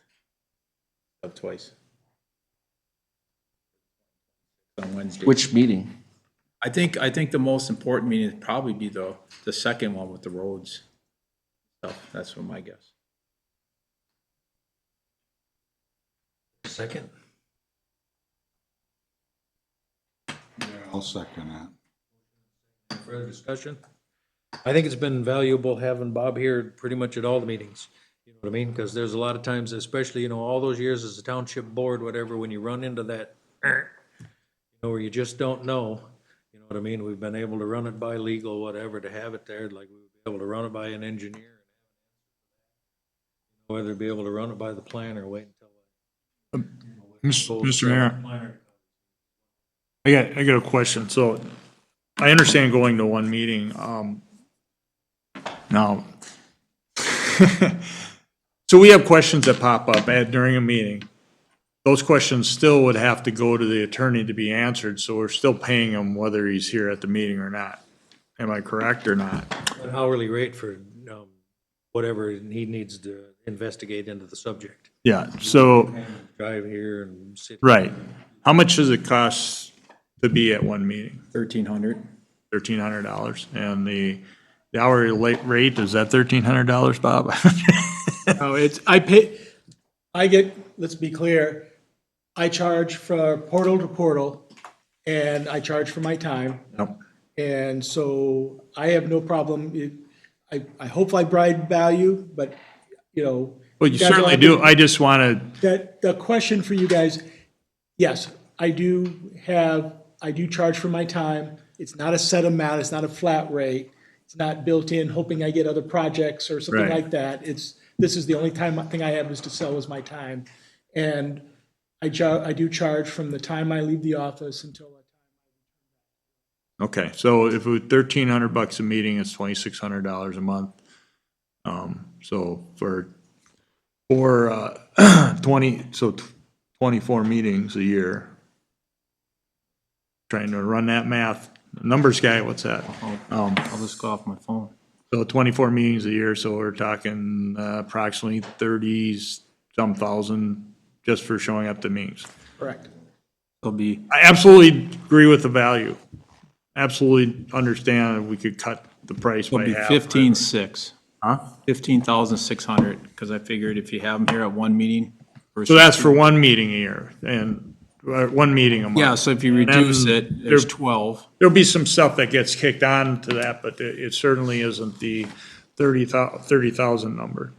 Well, if we do that, then what I would also suggest is, the legal issues will be, Right, at least the ones, right. whatever that would be.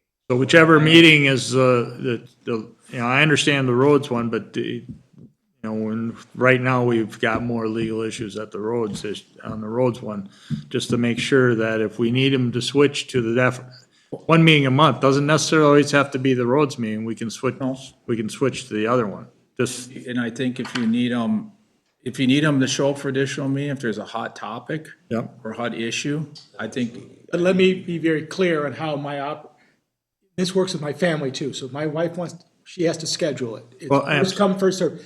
If you guys reserve a night, like right now, first and third Mondays, that is yours. I do not take any other clients. If we agree that I'm going to one meeting a night and you want me for the first Monday or the third Monday, whichever, that leaves the other clients free to. Correct. Mondays are very popular meeting night. So I mean. We're moving to Wednesdays. We're moving to Wednesday. Right, I know, but this is So we're just looking at for an discounts for example. Wednesdays. Yeah. Well, you're not interfering with Monday Night Football, so maybe, you know. so the question, and I understand you reserve those nights. Yeah. The big picture though then is if we knew something was coming up and we gave you 3 weeks, a month notice, possibly you might be able to make Oh, that yes, work. if you gave me my wife wants the school event or something, she writes it in my calendar, that's sacred. Yeah, we're just not we're not calling you 2 days before we want you there. If you do, do you have that night available? Yeah, yeah. Mr. Mayor, I think we could get in the habit of, we're gonna know that an issue is gonna need to go before Bob. Bob's gonna be here on the second Wednesday. The wheels of government goes at that speed, that we'll get to it when Bob's here, if we know that we gotta have some guidance.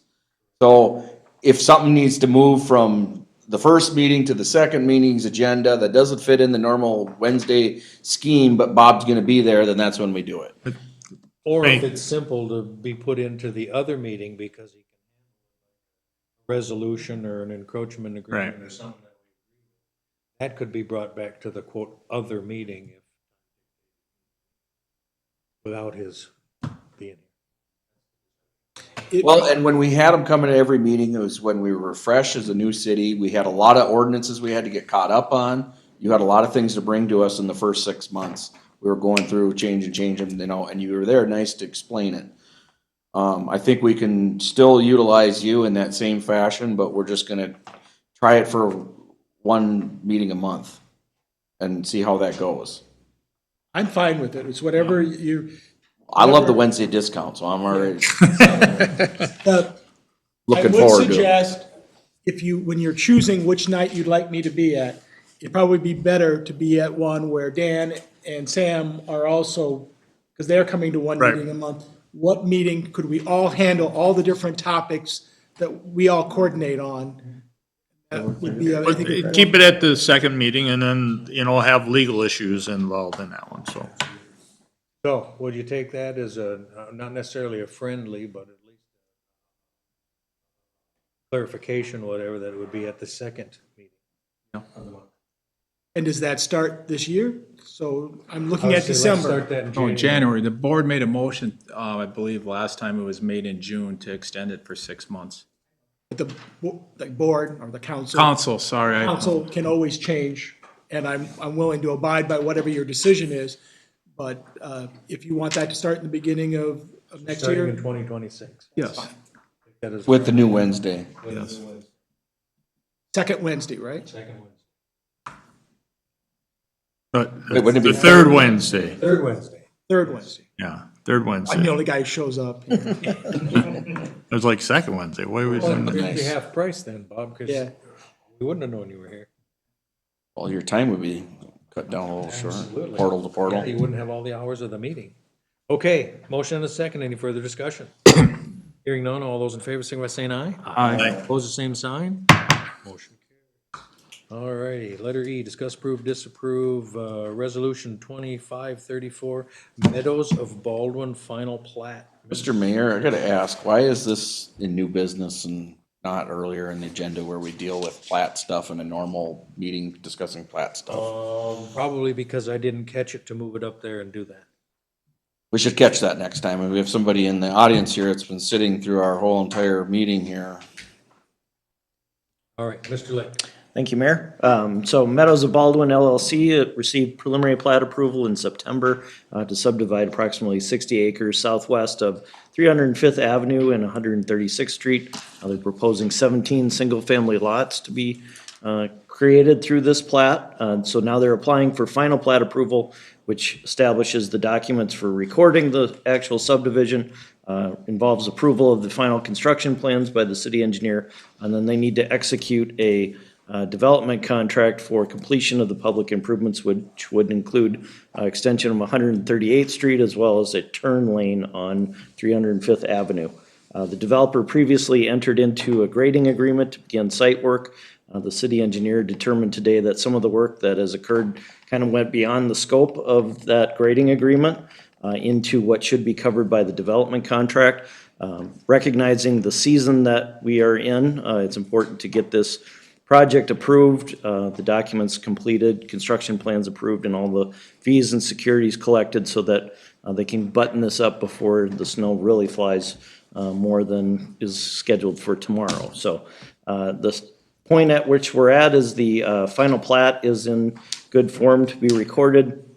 City engineer has revised construction plans that they must review and approve prior to any further construction occurring. There also needs to be a pre-construction meeting held with the city engineer, the contractor, and the developer, and any other affected parties in relation to that. Then there's a number of documents that need to be executed by the developer and delivered to City Hall, along with those fees and securities. So we have drafted Resolution 25-34 for your consideration to effect that approval. What are the wishes of the council? Any questions? So both, I'm just asking the engineer and the planner, everything, and the attorney, I guess, can throw in.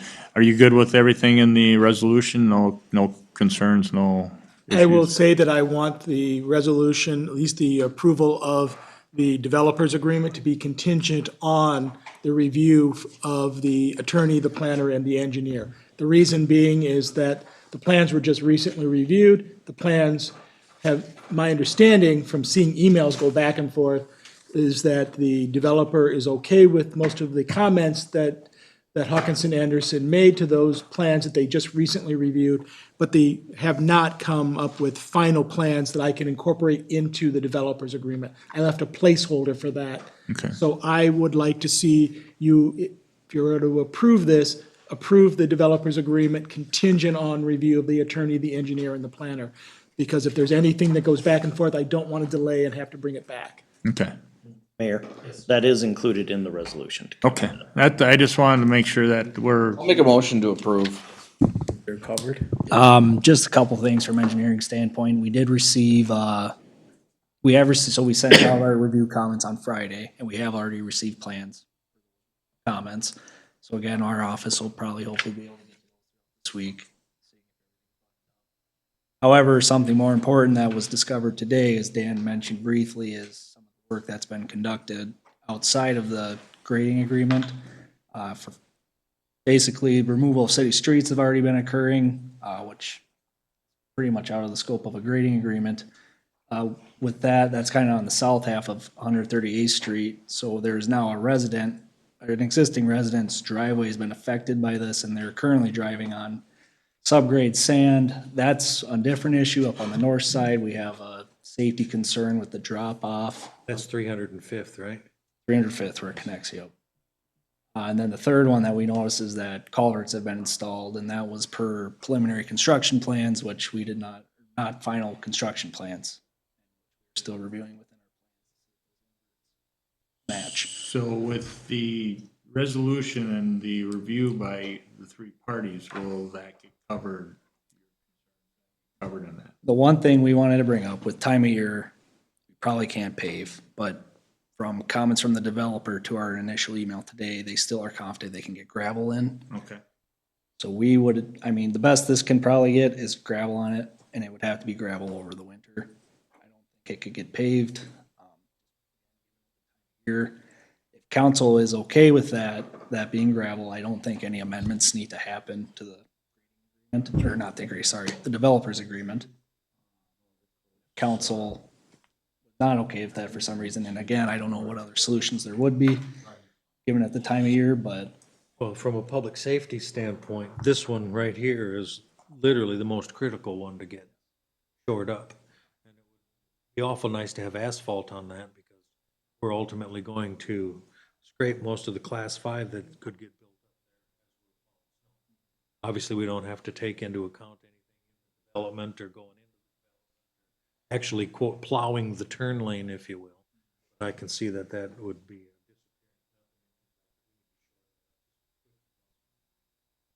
and Could they put some, recycled bituminous strip 3 feet to buffer up that shoulder there?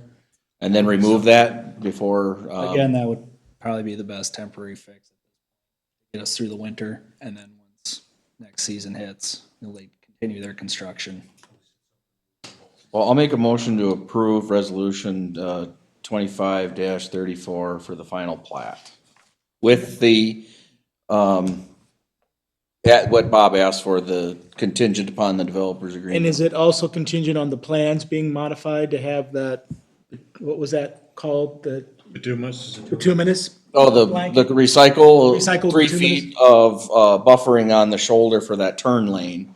And that we're not gonna plow the turn lane this winter, but at least when the blade goes over it, whatever, we've got some kind of compacted material that'll hold better than. So, And again, and just, Sam, just to make sure I understand, that would, if, to incorporate that bituminous, Yeah. that would be shown in any revision to the plans. It would not have a narrative, written narrative in the developer's agreement. and again, per the developer's email I got in response to these concerns, once everything is approved, I believe they plan on getting gravel on everything. They would be getting gravel on this turn lane. Relatively quickly. So whether that's anything special we need to add, I don't know. That would be kind of just as. If it's not in there, it's hard for me to, if you want it, approve it with it. So if that's, you want to make sure there's gravel, then make sure your condition is to add the gravel to the road I would- and whatever that bituminous was called. I would think at least that first 3 feet that get built up to finish grade, because gravel is, We do have the developer here. Mayor. I'm Jason Betzler, the developer. I want to speak for why we got ahead of ourselves with the rest of the road. You'll have to keep in mind, I think this is the third development in very recent history in Baldwin. And all of them I had pre-grading permits, and we just went ahead and built the development. I mean, as quick as we can get it put together, because it's a problem for you guys. We get it in, we get it gravel, we get it tarred. Well, the reason we moved ahead, none of this has ever been a factor before. As far as having the culverts in, it's always get done. So my world and how we do it is changing. That's why we got ahead further than what we should have. But, we're planning on graveling as soon as we have approval. So that's why it's cut the way it is Knife River's sitting there waiting. They're ready. They got machines sitting there and Excellent. and trying to beat winter, and Knife River is the one that'll make the call on tarring. As far as if the plant will do it yet, they're still gonna have, what is it, early next week, Knife River's sitting right there and they've been paid. So they'll, if they can do it, they'll try and get the whole thing in. Mr. Mayor, so the condition in the resolution does cover that all construction plans are subject to the engineer's approval, which obviously gonna have to reconstruct this, so that can be addressed. All right, we have a motion to approve as all of that discussion. Is there a Yeah. second? I'll second. Motion and a second. Any further discussion? Hearing none, all those in favor, signify by saying aye. Aye. Opposed, the same sign. Motion carries. Discuss, approve, disapprove. Hey, what? One other question, this developer meeting that needs to take place, is there any way it can take place tomorrow?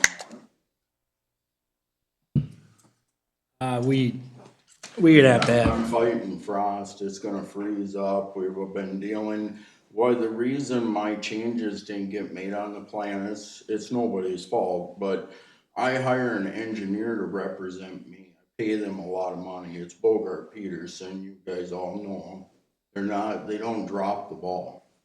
Okay, well, I got an email back in August.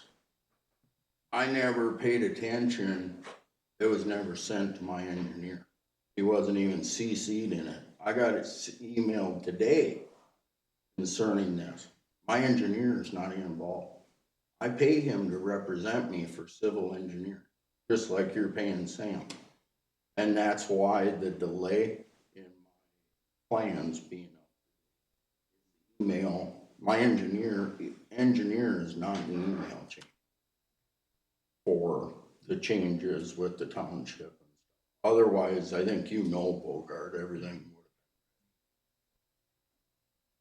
Okay, well. What about tomorrow? I want to apologize for that.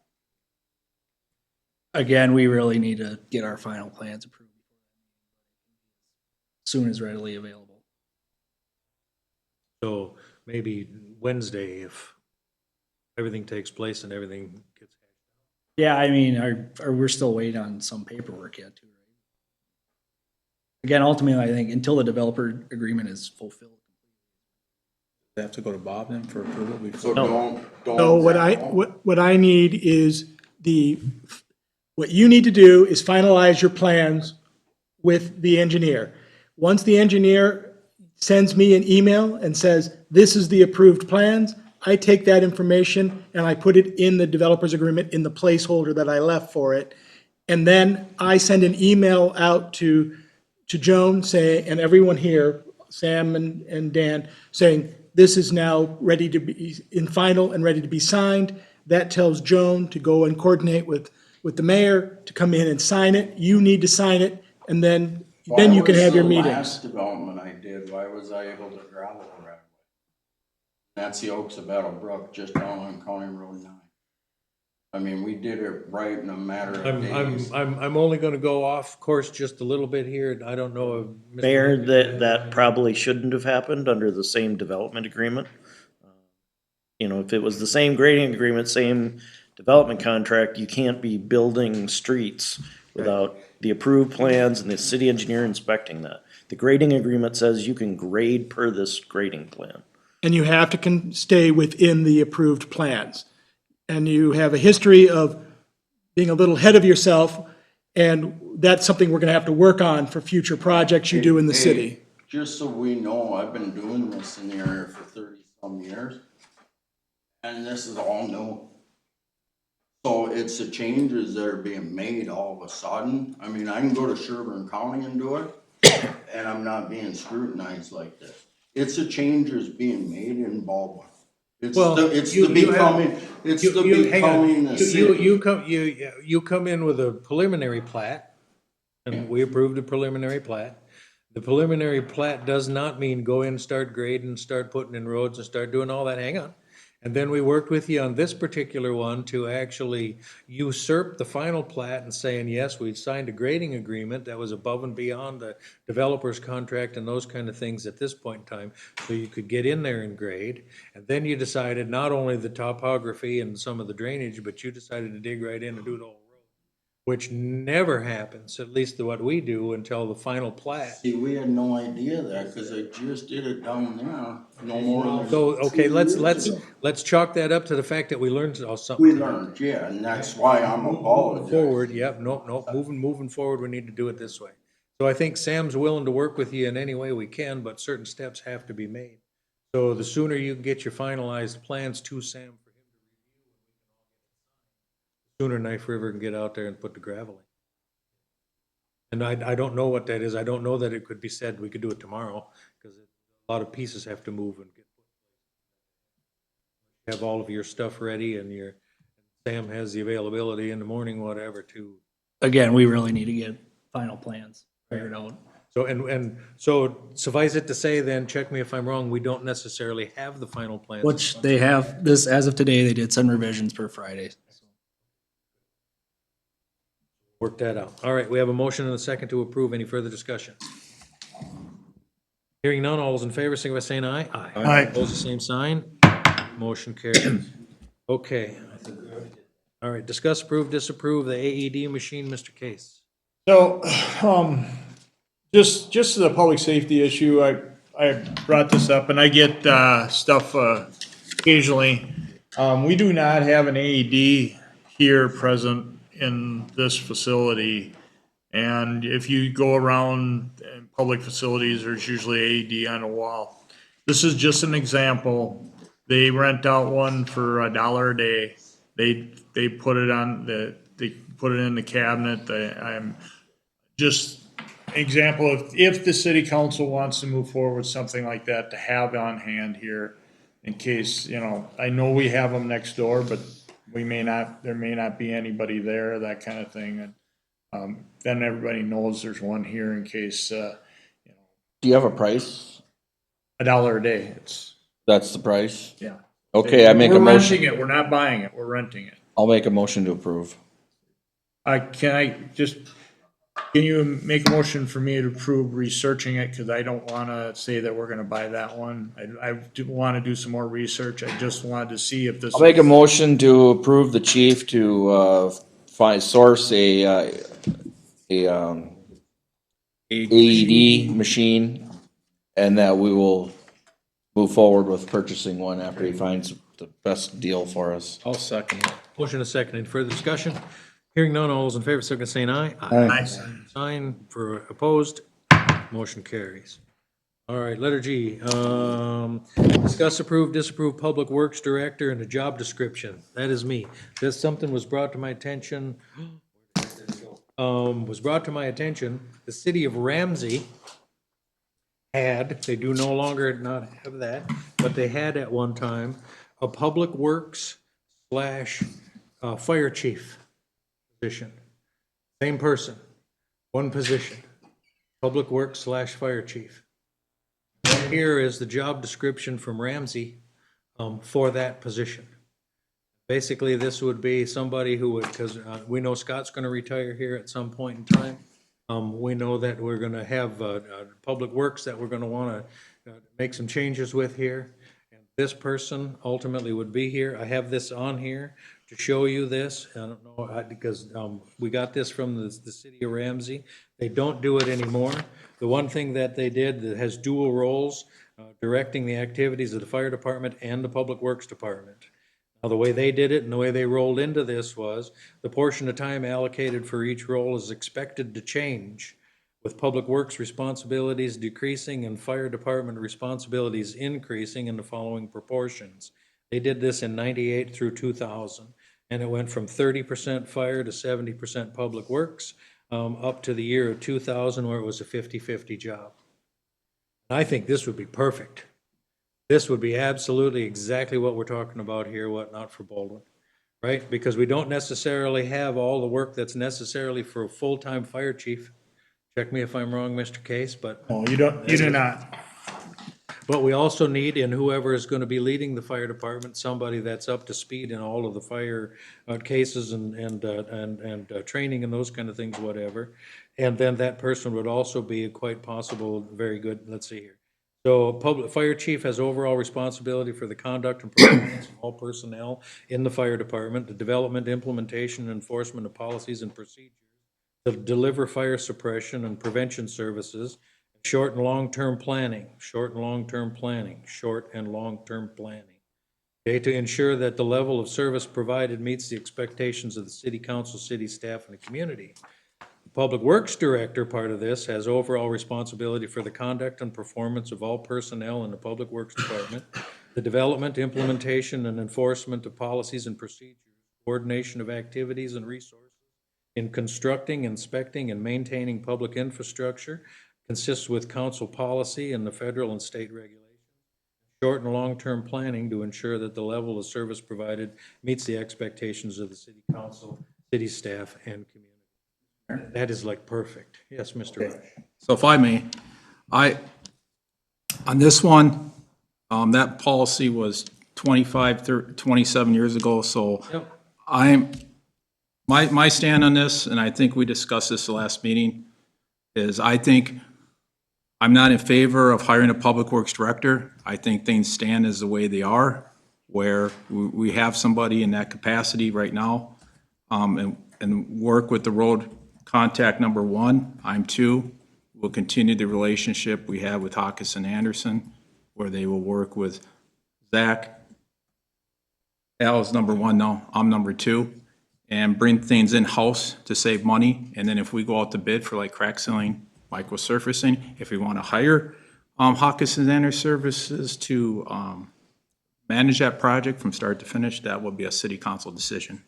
But I am not in favor of the public works director position at this time. So I'll shut up. I talked. It didn't mention anything about sewer in there. I thought you wanted a guy with sewer. This particular one did not. There was some parts in here about sewer, and we could also add that, you know what I mean? This is just fodder. This is, take a look at this and see what we want to add to it. This That's a unicorn right there. And I don't see that being a good fit for the city of Baldwin. Mr. Mayor, the job description, basically, it'll push me out of a job, but that's okay. If there is somebody that is qualified to do that, I can see it as a positive. I have told this council repeatedly that when I am done as fire chief, you're going to end up doubling the pay to get another fire chief. Because you're paying me at a quarter pay, and you're not gonna get somebody to do the work. Do the work of the fire chief and the public education, and we have to get into an inspection program and a pre-planning program. You're not gonna do it at $24,000 a year. Just saying. You're at 24? Is that what You got a raise. I thought is it more? 24 is what it is? I thought it went up. No, I make 24 as a salary. I get paid for calls, which is another $2,000. It's not very much. This Zimmerman, they're paying their fire chief I believe over $100,000 at this point. The city of Princeton is at 40, but probably he's gonna end up getting more because he's gonna take over the emergency management portion, I believe. I don't know that for a fact. And city of Princeton is quite frankly very low for a fire chief, even at a part-time, just to find somebody with that qualification. At some point, you're gonna have to figure out how to pay, and this is an alternative to have one full-time for the two jobs, because the chances of finding that person that's willing to come out here half-time is a hard find. And what progress do you want to make in the fire department? Do you want to go back to the bad old days? Or do you want to continue on? I think as fire chief, I think I've done a reasonable job. I've finished up my 9th year as fire chief. Not many of these chiefs last that long in this capacity, so. So Scott, we know that you told us that numerous times, so I respect that, but this is for Public Works Director, and I'm not in favor of it. I think what we have now, is it perfect? No. Can we strive to do there? Yes, better. So I think we keep it as is. Zach's the person right now, and us two are the road contact. He's one, I'm two. And we'll work with it and continue working with Hawkes and Anderson, be Al now. And then Zach, for in-house projects. So that's my decision. I'm just telling you, we're gonna have to figure something out eventually, and that's just the thought. I understand, maybe there isn't this person out there that can do both. I'm gonna tell you, there are people working in the public works departments of cities that are higher up that are also on the fire departments, because that is a requirement of a lot of those outside suburb cities. If you're in the public works department, they hire you as a firefighter and also working as a city job. I talked, I think, Mayor, we know where you stand. We know where you stand. No, I, Well, He already. Well, you said already that. told us what he stands. so- Okay, all right. Mr. Holm, any input? Well, sure. I get what Scott said over time and time about the fire chief role and we're gonna find out that reality when you know, when you say move to your retirement home. And we're something we're gonna have to deal with and we're gonna have to decide how it's gonna roll and In his cabin. Well, and in that Who keeps capacity, around that long? if- that in itself is, to me, it's a big issue to consider when it comes along. Is there something we can do in the interim to prepare for it? Scott gives us advice on that. However, I don't think that this hybrid intermixing the fire chief role, so I think what you're thinking is that you've got somebody that you can offer a enticing salary to cover both. Okay, and, I think what we can do, and this is just if you want my opinion, is say I say, that's a unicorn, good luck finding that, and we're probably, we're gonna get somebody that's heavily fire and less roads. We're gonna have somebody that's administrative on that, public works and no shovels. We're gonna have somebody that's gonna invest time over there and, it's gonna be a tug of war on, if he's gonna be Papa Bear over here, if he's gonna be Papa Bear over there, how does he split his time, whatever. So I'm gonna take your glitter and unicorns and say, no, I'm not interested. And then I'm gonna say, as far as Public Works and we just keep going around this circle for the last, since I've been on this board. We toiled with this with Terry Carlisle. What is his role? What is his job title? We have yet to have a clear description. Zach has moved into the old Terry position and has been doing it since Terry has departed. And we still have, it's clear as mud as it was the day I came to this unit of government. And it's just a back and forth. So I think some of the things that we want to take on and do,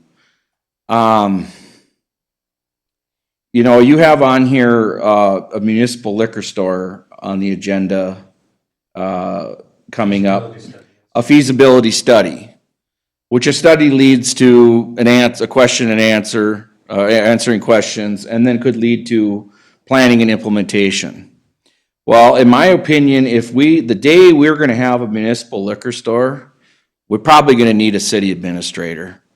Because there's gonna be so much going on involvement with that I don't expect our current administrative staff, the clerk and deputy clerk, to be, they got statutory duties and things, and they gotta stay on top of, and it's gonna just become a big giant project. That might, I don't know, I can't speak for Joan, but that might be a straddling too much on that position's shoulders, and expecting, and then, because it's gonna have a lot of expectations of outcome and be a success. And if it's not, how does what does that do to that individual's career? That would be a Track. whole independent management team that came to fruition. Well, I still think you've got a lot going on in the walls of here that you still gotta keep up with and take on. So, what I'm saying about that is, so we are now a city who you would say you would like to operate like we were still, the city of Baldwin Township. And we have come to a place now where we invested a lot of time in incorporating. We made a lot of promises. Some of the promises we made was there wasn't gonna be a whole lot of change. And that would be a change in the levy amounts, wouldn't be a lot of change in the size of government, meaning like we weren't gonna add a ton of staff. And I think where we're in a unique position right now where we can maintain things close to what we did as a township. And we can move forward and we can kind of keep a flat line on our levies and what the taxpayers expected to pony up here. Or we can go on a road where we've got some huge special projects, we've got bonding, we've got adding in large salary staff members. And before you know it, we're gonna grow into big city government. And now we're not gonna be able to maintain these levy amounts anywhere near where we have been and where we're at right now. I mean, right now, the fight on the levy has been fund balance management. And we whack it down and then back up again or whatever. And, okay, well, I think we should go back and maybe make another cut somewhere else in one of the line items and uphold our promises when we ask people to support us in the incorporation, ask people to vote us on this first city council, and here we coming into our first real truth and taxation meeting and going, voila, this is what you get for what we decided we should do here. I mean, we are the party that moved this along for years, and I really feel that we're not hitting home runs on some of the basics. We had a number of years where the preventive maintenance didn't happen, whether it was COVID related or all this transition, we're busy with the incorporation, changes of engineering firms and stuff or whatever. But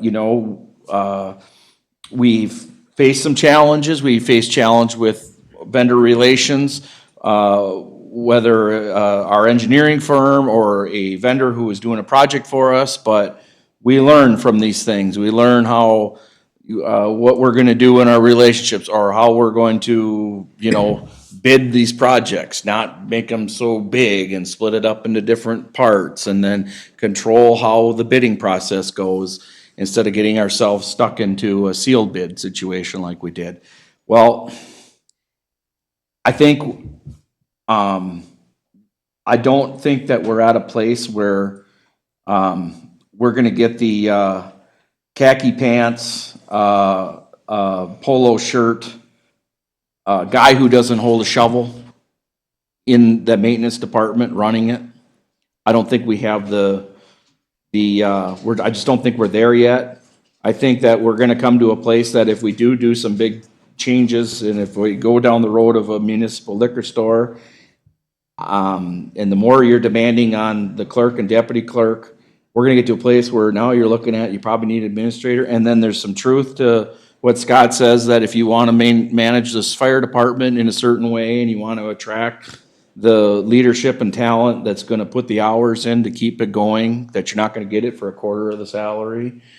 I mean, those are three big things coming up in our face.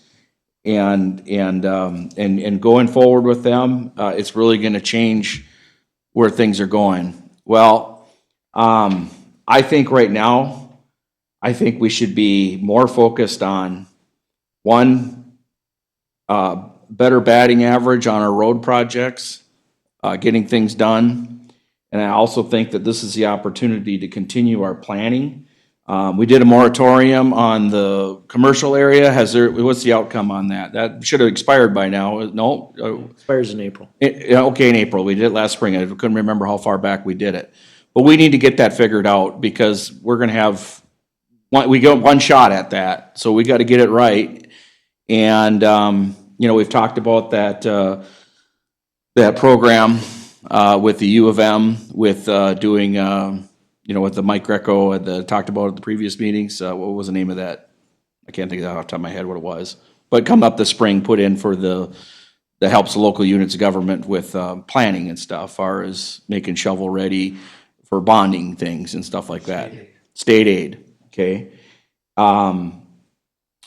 We really, should be high focus on that. We have the infrastructure committee that's gonna finally reconvene after a hiatus, waiting for some data or whatever. That plays into a lot of where we're going. So I just think right now, I would just like to kind of maintain where we're at and and keep our hands on, as we are, as hands-on council members, looking these things over. I just don't think that we need to start up the administrative state just yet. It's expensive. Questions. So what, all we're talking about in this is doing a job description. That's all it is right now. Well, he presented a whole different hybrid there that was just Right. out of left field, and I'm responding to that. Okay, I just want to make, do we not even want, This is awesome. right, So, do we not even want to look at a varied type of job description for that, whether it's the one Jay presented or it's one by, I'll finish, go ahead. one by itself or some other animal? This is just a job description. It's not like it's a heavily dollar invested. Is it something to go forward? And we can just discuss it. whether it's this or something else, or we're going to try and, if we maintain status quo, we're gonna be right back here in not too long a time having this conversation again. Guaranteed. I disagree.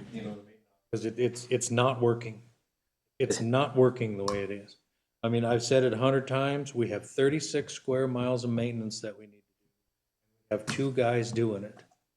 Both guys have been with us a long time. Mr. Holm just alluded to the true fact, whatnot, that we have never had a job description of what that was supposed to be. So what I'm saying here, whether it's this one, whether it's whatever, we need a description of what we're gonna expect that. So if Tom is gonna tell Zach to, go get quotes on tree trimming, Yeah. then Zach is now gonna be sitting on the phone out there, talking to tree trimmers, doing all this, putting a plan together, doing all these types of things for whatever this tree trimming looks like. Not gonna be out doing what we only have 2 guys to do, and that's the maintenance of the. May I answer that? My answer to that would be, as we've just talked about in the spring, looking at hiring the future replacement for Phil when Phil decides to retire. And in that time, you'll have an extra man. And then I still think we're gonna hire our summer seasonal that helps with the mowing and the minor projects. But when it comes to out there on road, what I do think, and if you wanna ask me where I think we should go, just because this fits into what you're saying right here, I would say that I've been asking and talking about adding a few key pieces of equipment to this maintenance department to broaden their scope of what their capacities of doing is. And I've talked about with shouldering, about, hey, let's get an attachment for one of the front end loaders. And, voila, we can bring in, some seasonal help or whatever that has a class B, for a temporary window or whatever. Maybe some of our plow drivers would want to come on for a special 3-week event or something, do some shouldering. Or, there are, some communities that have their own crack, filling machine trailers or whatever. Those are affordable. Now you're talking about, just in-house actually doing the project where we can take the time to properly route it out, to blow them out, whatever we're doing, and apply it properly. And then we don't even have the issues with bidding. We don't have the issues with what season it happens, how well the weather factor and the temperatures are, or what the product is, or how it's applied. I mean, if you go over to Wisconsin, it's more county oriented or whatever, but they got their own paving crews on these counties over there. Their roads, they redo roads all the time because they do it in-house. Well, we're not to that scale because we're not a county and whatever. But boy, we even talked about in the past about doing a joint thing with Livonia for a crack sealing machine. And I don't know what happened to that discussion, but apparently it didn't go anywhere. But they're now, see, the problem is where we have them now, we don't have enough justification for that extra help. But if we had more for them to do, and we were gonna get more value, and we were gonna get a better product, and we were gonna be able to keep them busy, and at some point, someone's gonna have to be in charge of the coordinating and making the phone calls and that. And so Terry assumed he was the director, the whatever, Okay, and then we've just, us, without really formally saying it, Zach has just become in that same assumption role, but doesn't actually have a description or title that really explains exactly what he does. So when he does get on the phone and spends time, there's criticism of how much time did you spend on that and why, and what you just said. We don't have two guys keeping up with the 36 square miles that we maintain. So now it's a decision of, do we need the traditional public works director, where we go out and we put you specify your qualifications you want and get that person? Will that person work on a crew? Will they go out and be filling cracks? Will they be patching the road? Do you expect that person to do that? To be like a on-the-ground, boots-on-the-ground leader? Or do you expect them to be sitting at a desk, monitoring, planning, coordinating, doing the whole administrative stuff of, what would that one from Ramsey, would they be out putting tons of fill in the road? As needed, I would assume, yes. As needed. Would that be pretty blunt in the description when they're applying for the job? Back up a minute here. You know what I mean? Because if we're gonna come up with a description, we need this description. Here, you're right back to the description again. We wanna build a description. If we don't want this, fine, we don't want that. Okay, I'll make a motion to disapprove. If we want to move forward, whatever, with something else, I'm thinking long-term here. So you brought up, and only because you brought it up, and it's on here too, and we'll talk about the liquor store. The dollars we would spend on that is gonna give us a direction on what we would go. So it's either gonna stop us from spending a lot of money and doing the wrong thing, or it's gonna tell us that, at least out there in the realm of things, this looks like a pretty good thing to think about doing. Part of this study is also gonna bring in all of, how many people would we think we need to run this liquor store and keep it going? What size is the facility gonna be? It would need to be. Inventory will have to keep on staff and on site, whatever, to have a non-ending source of stuff to sell. And then also to talk a little bit about the management of a liquor store and how that would work. Then the size of the building's gonna drive the cost of the building's gonna drive where the piece is gonna be. We have people that are gonna come in and tell us this. Okay, so that's the liquor store part of it. It's gonna be go or no go. Different subject. Now we get back to what this is with the Public Works Director. I'm thinking well beyond the five of us sitting at this table. Because I know when I was the roads guy, I was extremely hands-on. We got things done. Terry was around, whatever, da-da-da-da, at that time as well. You know what I mean? And we got things done, but I was very, extremely hands-on. I was talking to the engineers. I was talking to the vendors. I was talking to the work, and I was hands-on. We've not changed that mode. That is our MOA. That turned to Tom, and now that is Al. Now, what I can say is we'll get Al up to speed, whatnot. He's gonna be running that maintenance department like a well-oiled machine. Someday he's not gonna run for re-election. Then what? Then what? Next city council can deal with it. Right, and who's gonna come in and do that? Take a look at the people, you know what I mean? Are we going to ultimately have those people that come in here and say, yep, I'm willing and ready to dive into that and take over for roads and do all these kind of things? Department and all of that, hang on before you go. And so if it's going to go that way, I think they're gonna come in here and they are going to say, no, absolutely not. We're gonna be elected officials and we're expecting staff. We're expecting staff to take care of the things. They gonna run on that? In one kind of, no. Or are they gonna run on that? They could possibly. But at any rate, so it's something that's inevitably gonna need to happen.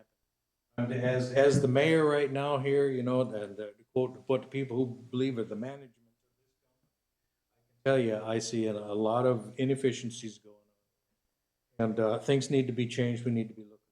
Well, I think We have absolutely beat this to death tonight. I think this needs to be an ongoing discussion. It can't just end.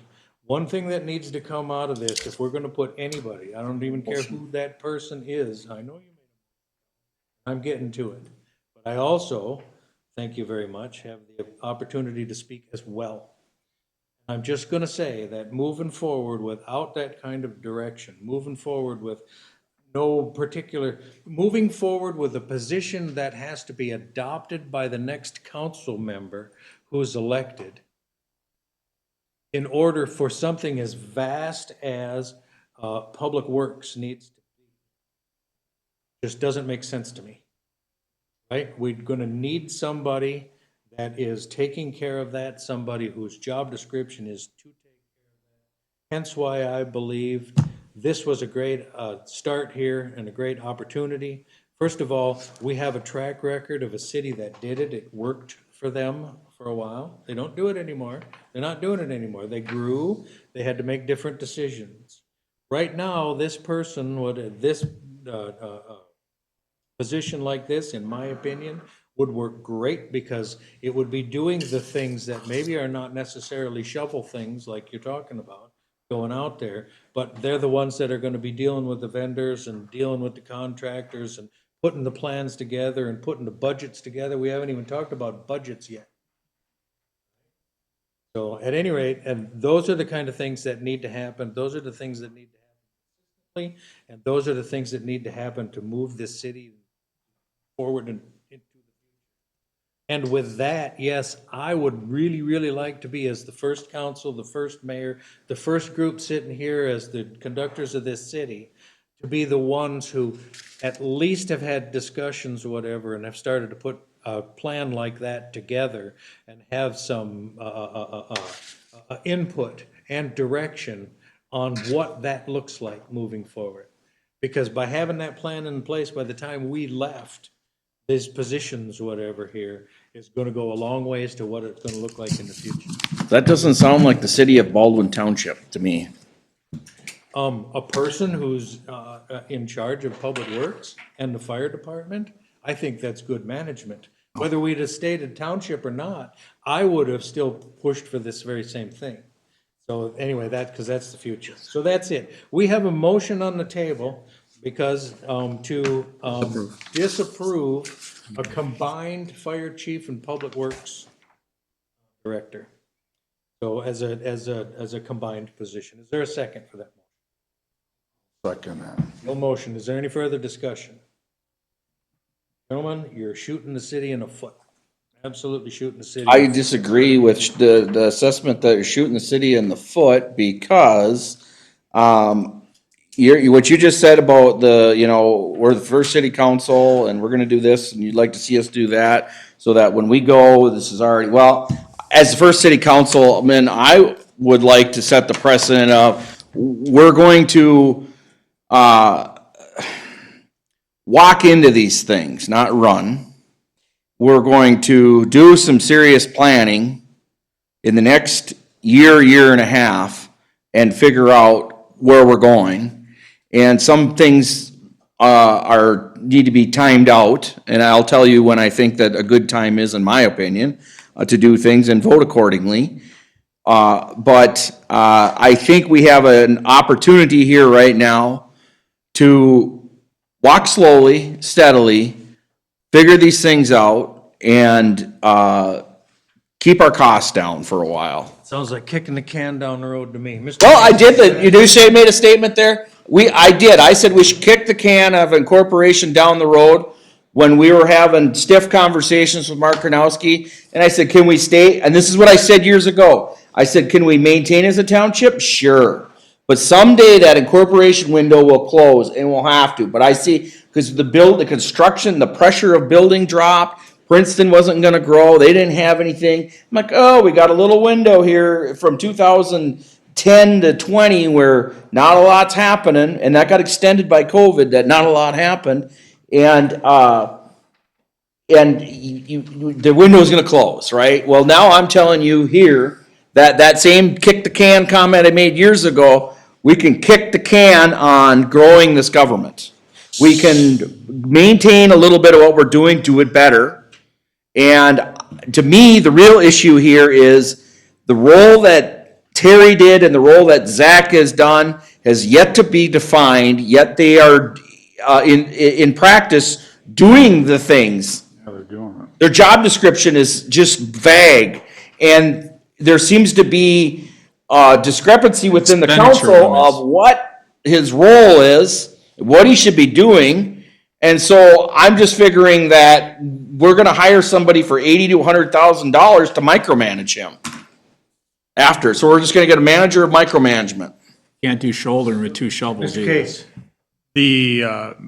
Again, this is just a job description. I'm getting the feeling, Mr. Holm, that you want to do some job descriptions and write them up.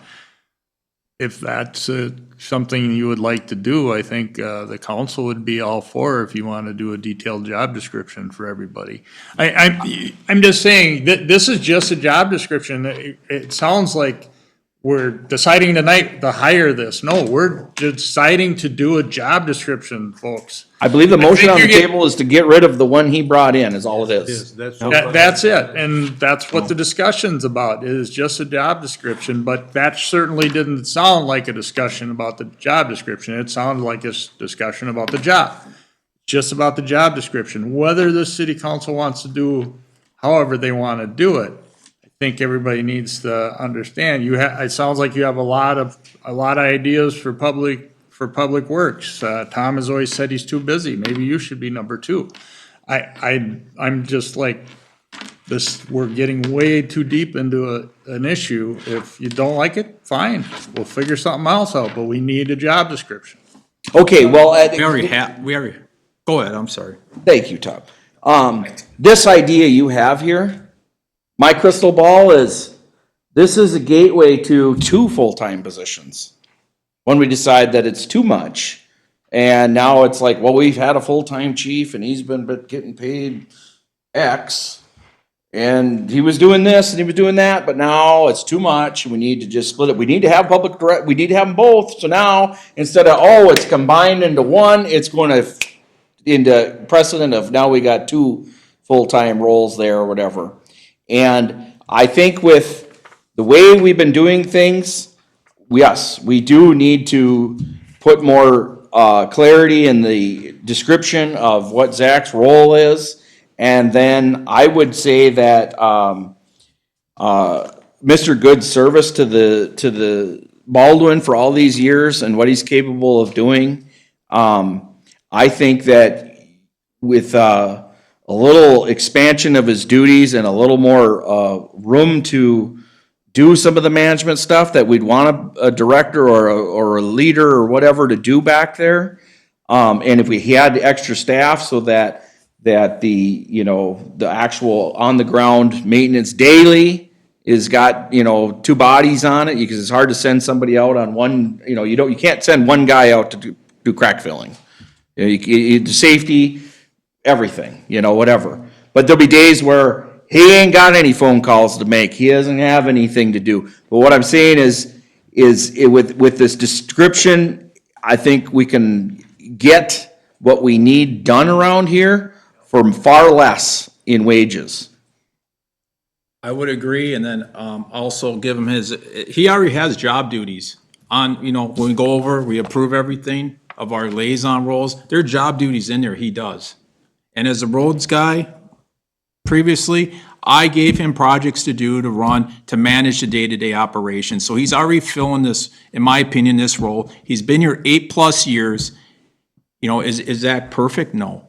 Can we need room to improve on? If you got an issue with him, or if you have an issue with him, pick up the phone and call him, coach him, employee liaisons, stuff like that. I'm just saying that out there. But I think we already have that person. You can't do shouldering with 2 shovels. We need equipment, like you said, a lot of jobs. Look what they're doing for all the patching they're doing with 2 shovels. And then you hire Phil. We know Phil's going to retire in a year and a half. Backfill his position, like I proposed, and then you have seasonal help, and then he can manage the vendors. If you want Joan to get the bids, that's fine. The numbers, totally agree with that. But Zach needs to go out there and coordinate some of these projects. I would say what we really need is just that they be sent to the clerk, submitted to the clerk, just for transparency reasons, so nobody thinks that, because Terry got accused of, Terry, you always seem to be, whatever. So I still think that there's things with these quotes that much easily articulated and expressed to a contractor interested in giving us a quote, coming from Mr. Good's information he provides them. But please, when you submit it, I'll have you submit it by, drop off, email, or snail mail to the clerk. And that way the clerk has it and we, don't review them until we come to a meeting to make a decision. So that there's no question of, fairness or any contractor upset with the way we handled it. But as far as, marring the clerk's day with fielding questions that she may not have the quick answer to or whatever, because she's in here being focused on all the duties she has. And now you're gonna, well, what about the spec on this culvert? I wouldn't have the answer either, kind of thing or whatever. And maybe culverts, of course, we're gonna go to our engineer, because concrete, But, bad example. But anyways, I apologize, I kind of lost where you came from. But Hang on, gentlemen. Joan, you had your hand up for a second. I have a concern about, I agree with Jeff that eventually we are gonna need a city administrator. But my concern is you are looking at, I feel like you are kicking the can down the road, because eventually you're gonna need a fire chief, you're gonna need a city administrator, gonna need a public works director? director. And I really think that regardless of what you guys decide to do, I think you need to start with one thing. We included, the director into our budget. That was at our last budget meeting. And I really think that you guys got to start chipping away at this a little bit and not just say, oh, we need a job description. Let's get a goal and get this going, because eventually it's going to just, all of a sudden there's going to be one big boom. And it's like, okay, now we need, and I'm not saying anything, what we need to do. Do we need a public, is it going to be the public works director? But you guys really need to start with something. Another thing I want to point out too is with today at this meeting, there's a lot of approvals for things that Elizabeth said that she had concerns with our 2025 budget, and there's a lot of things we did that Tommy Gate. And so we have to start making a budget and following it and not approving expenditures that, just come along and, oh, we need this and we need that and we need that. But my recommendation as I look at the budget is you guys really need to start thinking of starting somewhere. Well, Joe, when we approve stuff, how does the fire department do it? You approve it. You approve it, anything comes to the agenda, you put it on there. That's what we're doing. Right. But I'm not, the fire department budget isn't way over budget right now, which We're working on a budget. I know my budget. Yeah. We're working on it. Tom, that's the concern, is keeping watching our budget. The fire department's budget is right on where it's supposed to be for the year. If you look at the percentages that came up the last month. The roads maintenance budget is pretty high, so. Yeah, but the problem is with that is you got it, we have stuff in the general fund, like road projects, wages now. It's scattered in two different funds, so But we even, have. even have under to the come to a coding, budget. you're over budget. That has nothing to do, in the coding, where the coding on each one, where you had the percentages, if you looked under those, you were 140% high. we got a bunch of new codes thrown at us and things spread all around, and we need to adjust them and figure out where they need to be. That doesn't mean that we overspent, it means that we didn't have it budgeted properly. The whole point, why I brought up earlier, we haven't even talked budgeting yet. Because the question is when we put $5,000 into a Tommy Gate, where do those dollars come from?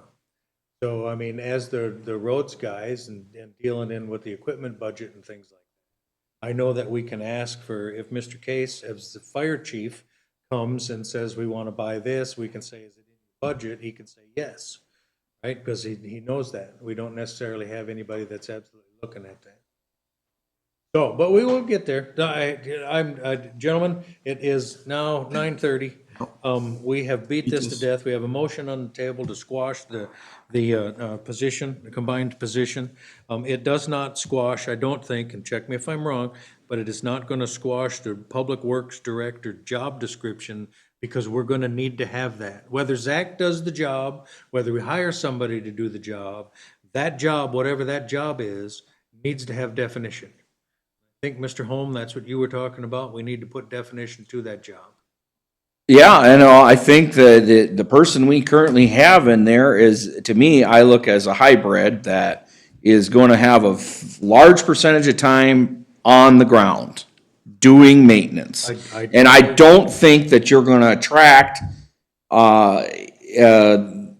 someone like him to come here and to be at that ratio of, let's say, 85-15. 85 being on the ground working, 15 being doing some coordinating and out chasing, bird dogging our bids and sourcing parts, materials, whatever. And as far as his performance and his ability to lead or to give tasks, he's very receptive to having a conversation, answering questions and explaining what he sees, what's happening.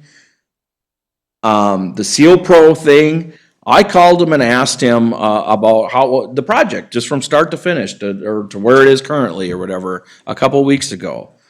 And I was quite satisfied with what I heard from Mr. Good about the challenges there was working with the contractor and what it was that he did, and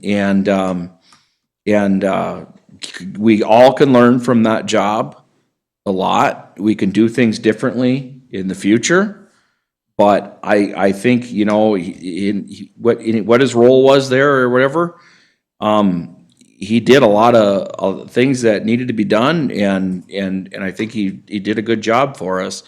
A lot of things just started off on a bad foot, and I'm really not here to point any fingers at anybody other than to say, we learn.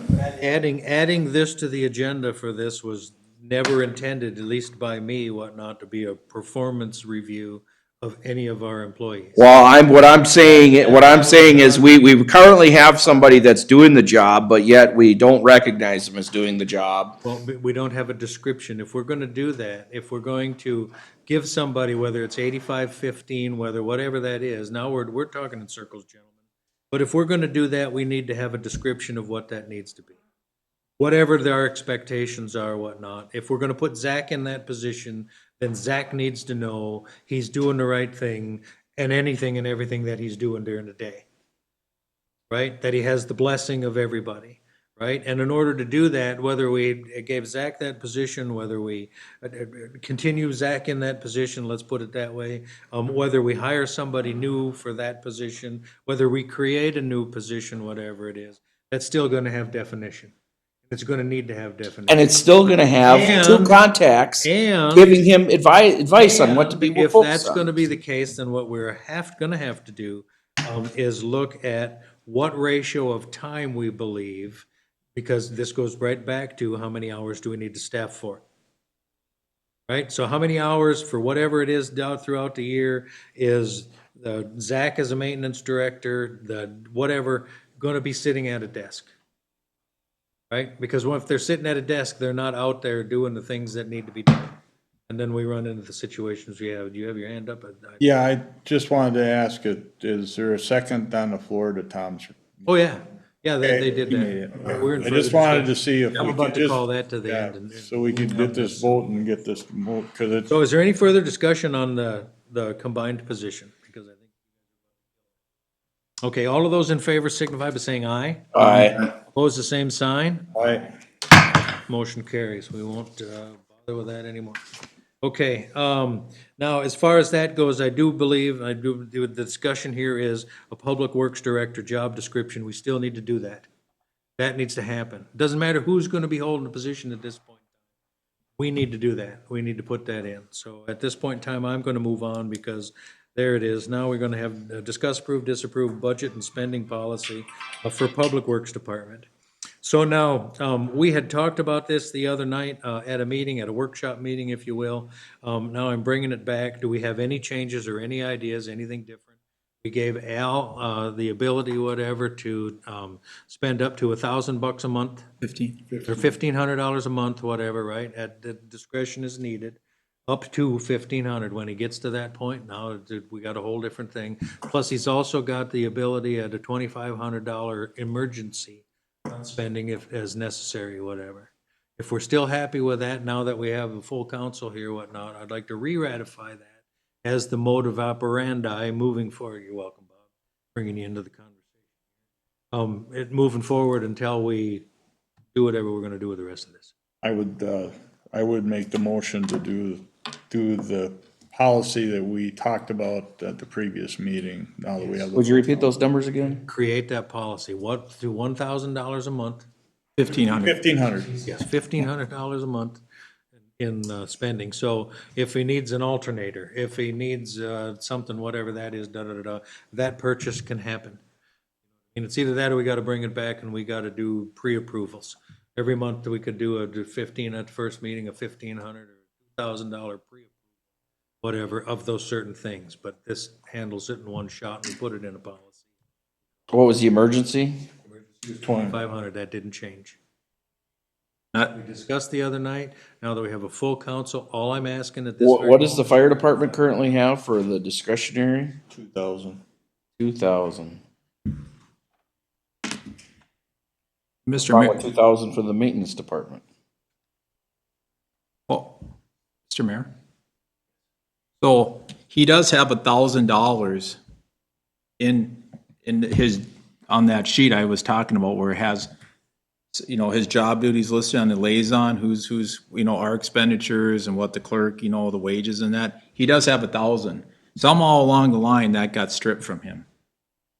So previously what it was is, as a road supervisor, grease, lawnmower blades, everything else, CC'd road contact 1 and 2. I approved it, went to the clerk. It was stapled on the checks with the email with the approval. So I think, That's the pre-approval I'm talking about. yes, That's I think we give him back $1,000 No, that goes to Al. and then Al can manage If he it. needs it, he can say, Al, I gotta have this, whatever, and Al can approve it. And the reason I'm saying that, whatnot, is we don't have a job description, we don't have a policy in place that says our maintenance people, whatnot, can spend their money. We don't have that policy. We don't have that policy that says they can do that. If we wanna create that policy. I have a suggestion when you're done. You know what I mean? Then we can create that policy. But until we get to it, when maintenance needs something, they can run it by Al, and Al can say, yeah, absolutely. Get the case of grease, do whatever that is, rather than that whole deal. Policy in for the fire Bob, department? we can have this policy about any way that we want to have it, correct? For- That is correct, but I do strongly urge you to have a written policy, a formal written policy. Because if you spend money, do not have the authority of the council, you personally are responsible for that. The town board, Now, historically, when I've seen that where chairmen of the town boards or mayor have authorized re-roofing. You know, Storm Chaser came in, they said, oh, it's a great deal, I'll authorize that as the chairman. They got on the hook for that.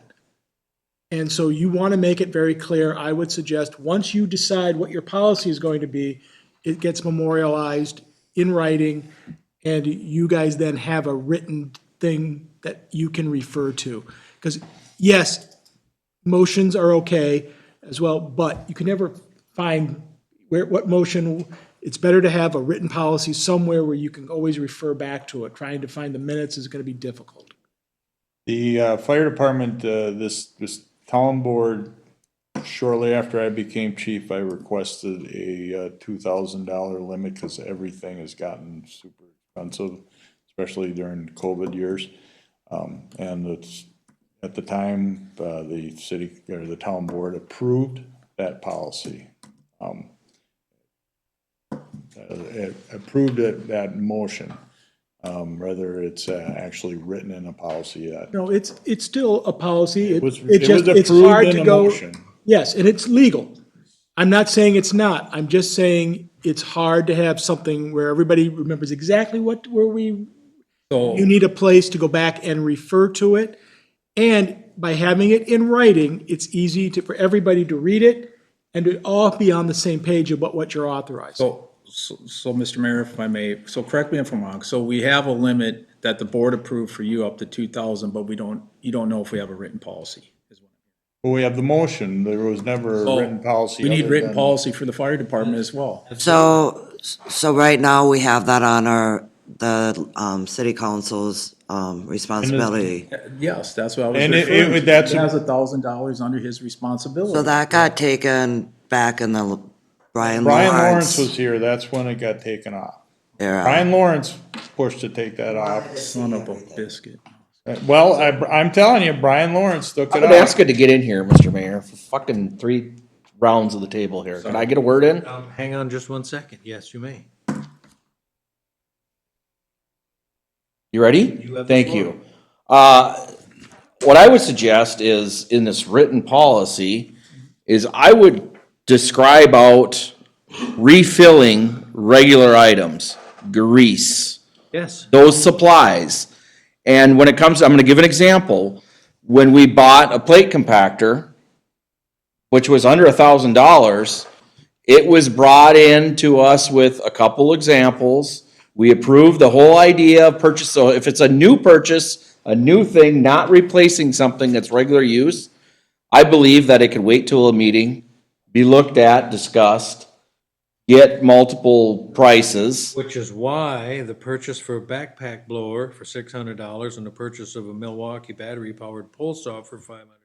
Was on the consent agenda. Consent agenda. Okay, so now I'm saying if this policy spells out that it's not for new gadgets that we have never purchased before, that it be more, that it's just a replenishment of something that has run in short supply or out of that we need, bolts, towels, gloves, Bench stuff. TPE, whatever, that, And that's what we discussed the other night at that meeting, that Al was gonna have the ability up to finally said it right, $1,500 a month to approve as it comes. I know, but things have gone up in price since COVID, so I think it's probably $2,000. Well, that's what we approved the other night. If we wanna make changes and amendments to it, whatever, we most certainly can. Well, I heard 1,500 here. Because that's what was approved. That's why I have it on here, so we can have the entire. Well, I think there's a motion on the we can floor. have the entire There's a motion on the council here floor to to just discuss. ratify what you did the other night. That's right. And it Been could- seconded? It could be amended. I think it was seconded, Al.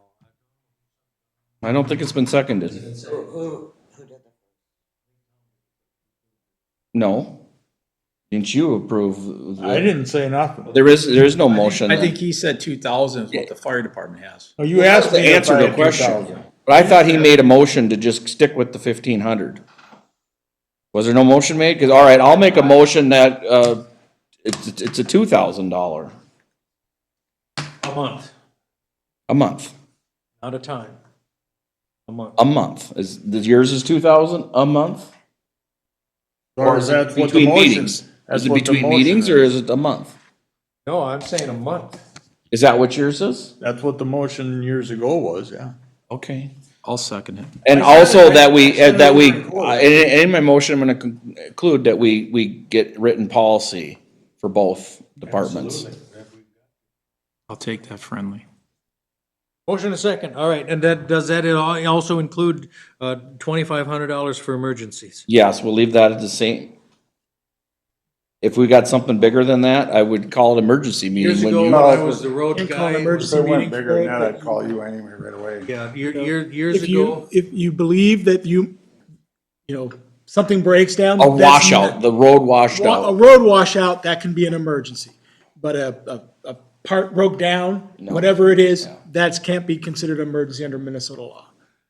But a road washing out or something like that, yes, that clearly can be deemed an emergency. So so spell out to me with the 2,500, what really are we gonna really utilize That's what that I was for? gonna ask you, because you're using the term emergency, and how do you define an emergency? I would say a change order on a project. No, that's not emergency. Emergency is immediate danger to property, life, that kind of thing. That's what an emergency, look up the definition. Emergency is immediate danger within, When the culvert washed out on 278, getting out there and putting the barricades around it, whatever, that was the emergency. Getting it backfilled, whatever, that may constitute the emergency. The river as rock. well, because that helps as well. But then the rest of the project that we commenced into, that was. So let's say in that situation, we could have utilized up to 2,500 to get that backfilled and get the cones around it. Correct, and it could have just, back in the day, when I was the road guy, very new on the board, didn't know anything about the municipal contracting laws or any of this stuff. John Bogart called me on 111th and a half, and he said, we have and need $2,400 change order on this, black dirt. It's a pretty small job. My first reaction was, what the heck, how did we miss $2,400 worth of black dirt? Because 15 years ago, that was an awful lot of black dirt. And ultimately, he said to me, he said, you can either pay me to, on even a small project like this, to go and survey every 50 feet, CAD draw the whole thing, whatever, da-da-da, and come up with exact quantities, or you can allow me to, have a little bit of engineering leeway, if you will, let my experience work, whatnot, and I can get you pretty close. So you can either spend 30 grand on full surveying to figure this out, or at the end, when we need $2,400 more because something's a little bit different, save a lot of money by doing it. I agree with that philosophy, still do agree with that philosophy. That makes sense. Saves money in the long run, gets the same job done, and all we're doing. The problem is at that point in time, I don't think we had any dollars. So I authorized that change right away. I'm against the law. I'm looking at paying $2,400 myself. And the reason that it was justified for me to do it at that point in time is because they were at the very end of the project. Literally, they need the black dirt. They can haul in 2, 3, 4 truckloads of it, whatever, $2,400. They can spread it, they can run the skid loaders around, whatever, finish it, load everything up, and go home. If I couldn't have authorized that, then what would have happened is they would have gone back, we'd have brought it to here, that we would have authorized it anyway or something like that, spent the dollars in mobilization and getting them back out, and when they could get out with their schedule to do it. So to me, it made sense. It did not constitute an emergency. Right? But it made sense to do that, to be able to authorize that. So in situations like that, and again, as soon as that happened, I brought that right back to the board, whatever, and we all had conversations about it. And the consensus with the board members at the time was to authorize, that was $2,400, was to authorize the roads liaison person have $2,500 in discretionary spending like that. We called it emergency spending. Probably could not be considered emergency spending because that wasn't an emergency, that was just. There it is. So that, when I think about it, those types of things are what Al has $2,500 of capability. We're talking about two different things here for me. Number one is $2,000 now in your motion, $2,000, up to $2,000 in a month for the grease, for the bearings, for the seals, for that kind of stuff, for brake shovels, new chains for the saws, whatever, those kind of things that happen. Replenish that inventory. Plus, on top of that, he's going to come back and say, hey, it made sense to make this change order in the field, whatever, for something up to 25. If it goes above that, no, it's coming back to the council, whatever, anyway. You know what I mean? That's Again, what I I'm need saying. clarification, because I'm not understand, right now, I heard $2,000 per month spending for refurbishment. I then just heard $2,500 per month for change orders. And then I also heard earlier $2,500 per month for emergencies. Emergencies are emergencies. You know, that's something that the barricades, the lights, whatever you need for health, safety, prevent damage to life and limb. I need you guys to be to clarify what exactly the amount of money is and what the purpose of that money that you're offering. Question, Bob, can we have that discretionary of 2,500 for a change order as a separate, the third thing? Yes. That's why I'm I asking. would like to incorporate that into my motion. Would you take a friendly to your second? Yeah, because like with Sam's doing projects engineering, he says, hey, Tom, I got 25, I got a big order here. Oh, Al, say, you know, that he can't wait till another meeting, you know, because they're out there, the mobilization, everything, they're ready to go. Well, spoken by the mayor and his previous experience, it sounds like and with the deal with the park, it saved money having them just add that little piece in there than coming back, which we had gotten complaints by people about being able to access that, Well, and to With- me, for whatever this is, I don't know about a third thing. This covers the two, so he has discretionary spending now. You changed it from 1,500 to 2,000. Yeah. For the monthly, let's call it pre-approvals, right? So now you got, 2,000, if you need grease, bearings, whatever, that kind of thing, whatever that is. Operation that, daily. Yeah, day-to-day operation stuff you've got there. Yeah. Now, what we're also gonna need is we're gonna need something coming back from Joan every month, whatnot, to see where the budget is. Right? Because, I mean, if the dollars aren't there and we get thin like we are at the moment, whatever, and we're going to, at the end of every year, get into this. You know what I mean? We need to be taking a look at that. That's just good business.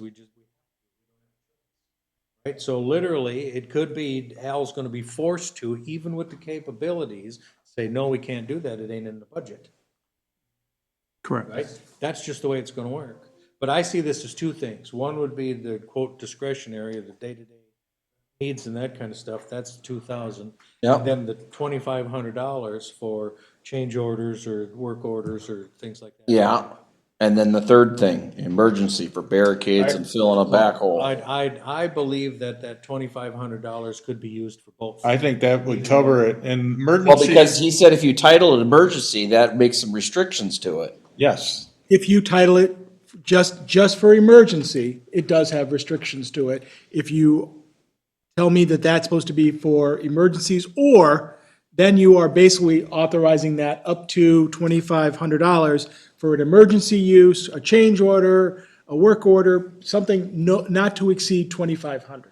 Yes, that's my motion. Put the or in Put there. that into the- Because I just want to go home. Okay. I'll second it, yes. And I would also suggest to Lick wants to go you home. that anyone who utilizes this discretion, if Al utilizes this as the road supervisor one, that he be required to inform the council, give a report, put it a part of the consent agenda, that I authorize this expenditure, goes into the consent agenda, and then if any member of the council believes that that may have been inappropriate or questions it, you have the ability to talk about it, and you could change your policy at that time if you feel like you need to tighten the wording or modify the wording in your discretion. Again, this is just a policy. This is not a law. You could change it at every meeting if you want.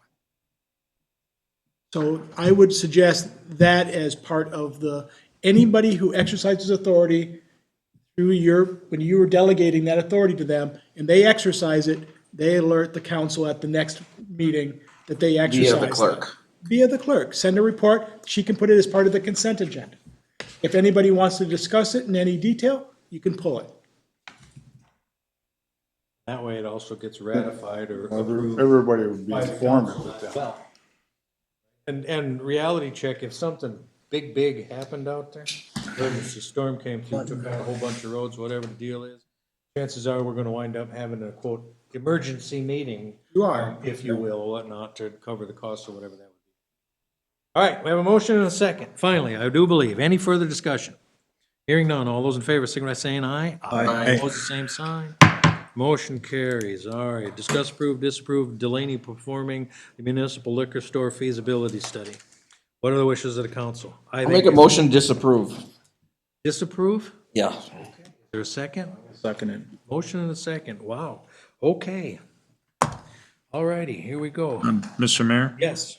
Is there any further, any discussion? That's my discussion. I don't understand why you wouldn't at least want to see what it's, because if we would even think about doing this, first off, we're kicking the can down the road again to anybody privately that would want to open up a liquor store because we can't make up our mind. And if we do this, then we'll know whether yes or no to get it done. It's a one-time expense. I think some members are being pretty short-sighted here. I got a question for Dan. think the And expense is for, too and high. for Bob. At that time when someone makes application, would we have the opportunity to, within our zoning, to, I don't know, exercise a moratorium? Re-examining the use and the liquor locations and stuff like that? I mean, is there a tactic to delay at that moment? If somebody submits an application in good faith, and then you could try to put a moratorium on, if a court looked at it as being in bad faith, they may disavow your moratorium. What if our moratorium was based on, well, hold on, we hadn't had a time to really examine where we want to go with this in our community, and therefore then we execute a study? That'd be in And good that- faith. I understand that. That's everybody's good faith when you do the moratorium. That's everybody's rationale. That's in the statute. That's what you're supposed to be doing. The question I would say is, I can't guarantee you that a Sherburne County District Court judge would look at that in the same manner that you are. I can't give you that level of assurance that you automatically, that person would be shut down because you adopted the moratorium if they had already submitted an application. Thank you. On this motion that I made to disapprove, and on the kicking the can down the road, the can I'm kicking is not a long distance can. It's a can, at least through next spring. Because I think if we, apply for that grant I discussed at previous meeting and, incorporate some, broad spectrum, planning in there, I think we can ferret out some of the stuff beforehand. But right now, I think we've got so many other things to focus, too many irons in the fire. And I think we need to just slow our roll a little bit here, at least going into next spring, and look at it again. Mayor, wouldn't this be one of these things that would, if you're talking about doing this broad planning, at least this locks in that one piece? You'd be done with it.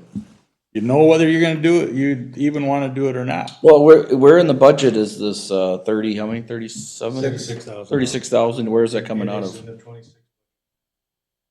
And I said at the budget meeting, you can use this $36,000 to incorporate hiring additional staff for Phil's replacement. I just see this as way too high. I voted to see what they come back with, but I'm not paying somebody $36,000 to do it. Sorry, that's my motion, or whatever.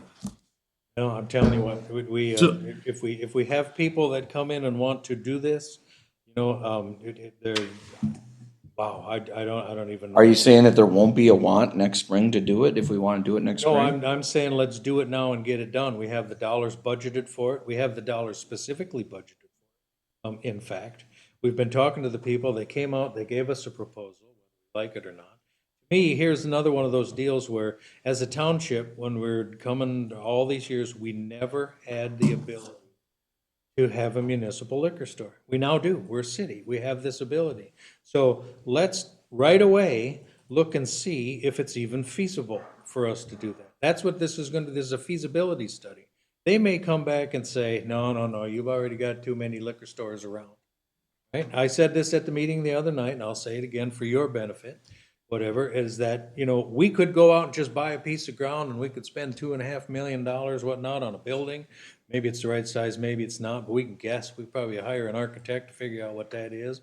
Maybe this actually puts some inventory in it so we have something to sell. Now we're gonna have to hire alcohol. We're gonna have to hire liquor store managers and people that know how to do that, because I don't know how to do that. And as the mayor, I ain't gonna be the one doing that. That wouldn't be wise, right? And we can do that, and we can spend the $2.5 million, and we could just do that if we wanted to. Land's available, geez, we can hire people. And then it falls apart, and we say, geez, I wish we wouldn't have done that. Or we can spend $36,000 that's gonna tell us, hey, save your other $2.5 million, whatever, because it just don't seem feasible here. Well, I don't think that we would go into it Or without doing the that's gonna feasibility tell us- study. However, I don't think we're at the point where I think we should be even looking at building a municipal liquor store, because I think you just told us earlier, our maintenance department is not working. We can't even apparently manage our maintenance department. Now you want to be on top of a liquor store? That is a true Can I ask statement. Mr. Holm a question? You said to kick it till April. This is in the budget for next year. We just tell them we want the study to start in February or whatever. We're not. Well, we got an really doing- infrastructure We got the committee that's buildings. doing big things, and we don't know where that's going and what that leads to in the next So, thing. the I just want to get some outcomes on what we're doing with our town facilities and our fire hall before we start talking, and this will be front page news. They're doing a study. That's gonna have everybody thinking, whoa, the cart's already on the way, and here we go again. What's going on up at the city hall? Slower roll, folks. You're getting too big for our britches here too quickly. That's my opinion. Poor idea, but we have a motion and a second to disapprove Delaney performing a municipal liquor store. Any further discussion? Sorry, any further discussion? Hearing none, all those in favor signify by saying aye. Aye. Opposed, the same sign. Aye. Motion carries. All right, discuss, approve, disapprove local units of government grant, Mr. Case.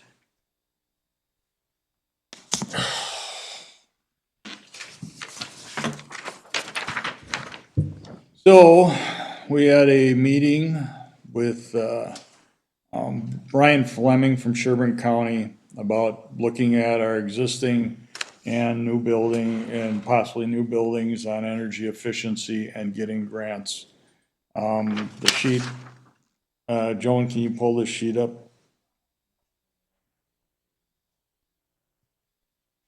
So,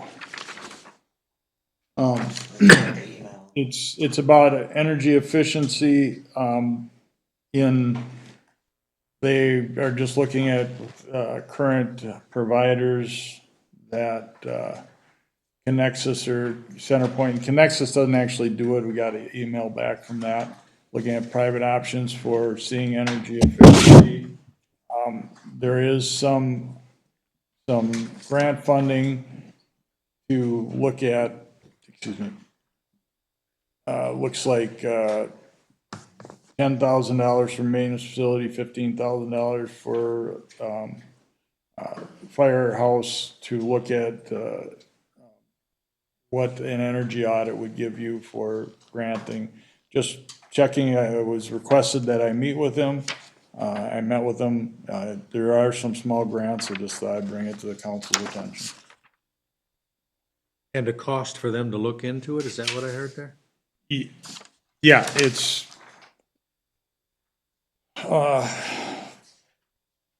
Joan, can you were at what he talked about, fill in what I'm missing right now. So this is up to $20,000, and it's 100% grant. It's like a reimbursement style. So we basically he said that we should get 2 bids for energy, like an energy assessment. And we could apply this to our existing building or the news, if we ever did build anything in the future. But he said that like a audit or a study would have to be started, and then it would be awarded January 2027, wasn't it? But this would be something just for us to start either on our current location or anything that we decide to do in the future. Scott asked about doing it probably at the fire hall, because regardless of what we're doing, we'll probably always have the fire department. And so this is something, and Jeff, you also kind of were, You looked in this a little bit, or you I were? emailed back, you for it? responded to it when you first sent it out. Yeah, you're in Saying favor that, of it done too. It dovetails into a lot of things the, infrastructure committee is doing, which way we'd apply it to, I don't know, we don't know our outcome right now. Yep, so it'd be just more energy. So, When's it due by? Is it due? Is there a due? For the date? next No, cycle, or is it any time? It'll be in this next, if I remember right, it was to, in the next year, in this next, budgetary cycle. We just would have to, actually, this oh, is I that take it quick back. It one, was- yeah. It's December 8th. I forgot about that one. December 8th, proposals are due. They will not be considered until late. So it's, if we want to do an energy audit, we can do it, but we have to get a hold of Ryan Fleming at the county to do it. Forgot about that date. And then there would be a cost to us to do this audit. To do the audit, but then it's 100% reimbursable, as Joan said. Okay, so,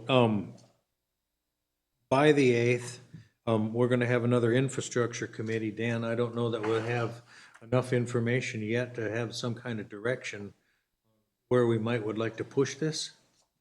Or point this, direct this toward whether it's our immediate needs buildings here or something? Just to clarify, I did send a email to Jenny at Brunton to see if they had that information readily available. I didn't want her to dive into it, just they had that information readily available on a new facility. Good question. I was gonna say I would talk to Brunton to see where it would apply. I emailed her today. So, and besides that, we would have to talk about, so I don't think, suffice it to say that if something comes out of the infrastructure committee, then we could possibly be ready by December. But we won't necessarily know until after that, and we'll have a meeting before it. So if we table this to the next meeting, we might be Yes. December 1st? I'll make the motion. I'll second it. Motion is second. Any further discussion? Hearing none, all those in favor, signify by saying aye. Aye. Opposed, same sign. Motion carries. All righty. Andre has offered that aggregate out there. I don't know anything about it, for $50 a ton. Do we want it? The extra stuff? I don't even know if it'll be good next year. I don't, that's what I'm thinking it wouldn't, because I think it got, we had some big wins here. I think them tarps blew off it. I think you guys had to put them back on, we're correct? Mr. Mayor, if I Heck, could, yeah.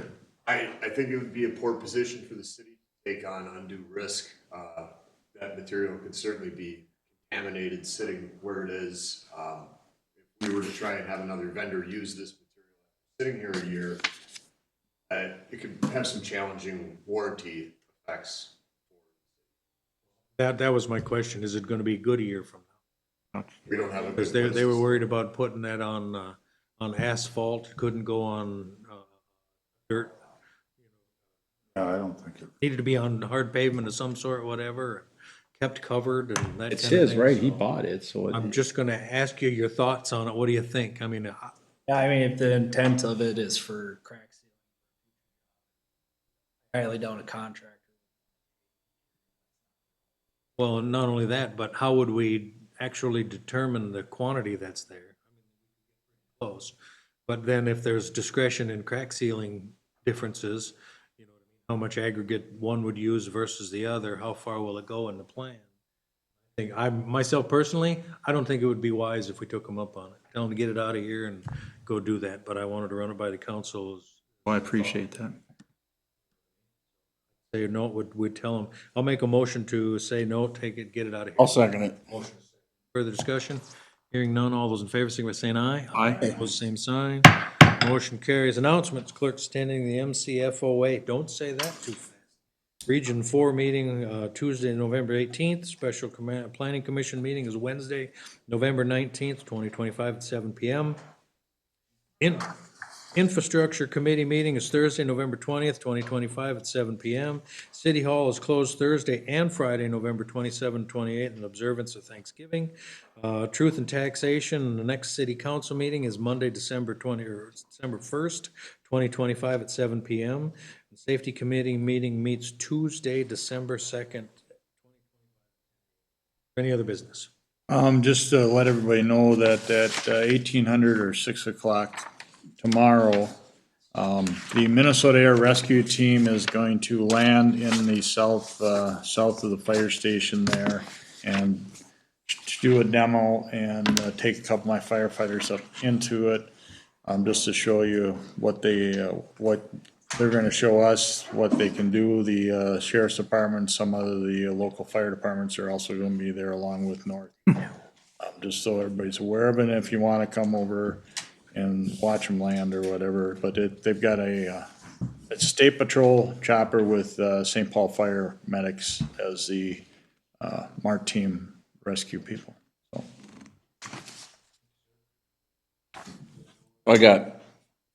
Since Dan is here, can we just discuss a little bit about 9746 300th Avenue, the complaints about the trucks and the truck running, and if someone's living in one of the trucks that are sitting in the, So we've sent a notice to them and they haven't responded, so. what else do we know about this? Because I read the emails from the neighbor that's complaining, very concerning that, I mean, what she describes doesn't sound like a good situation with someone living in a truck parked in the yard. There's a couple semis and trailers in the front yard, basically next to a pole barn. Whether they're living in the truck or not, it's hard to tell.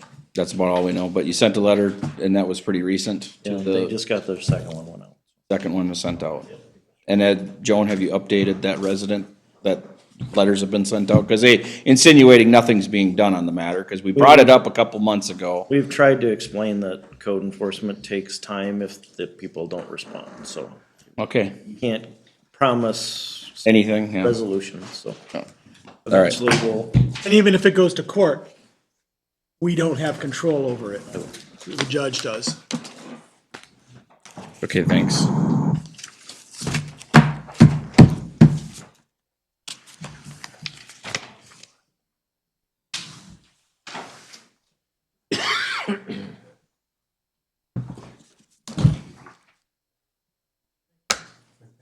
I figured you would do that.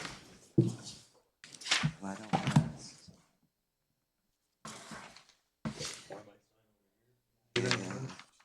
Well, don't put it on there. And I need those, because I have a new one. So I haven't not signed any of that. Yeah.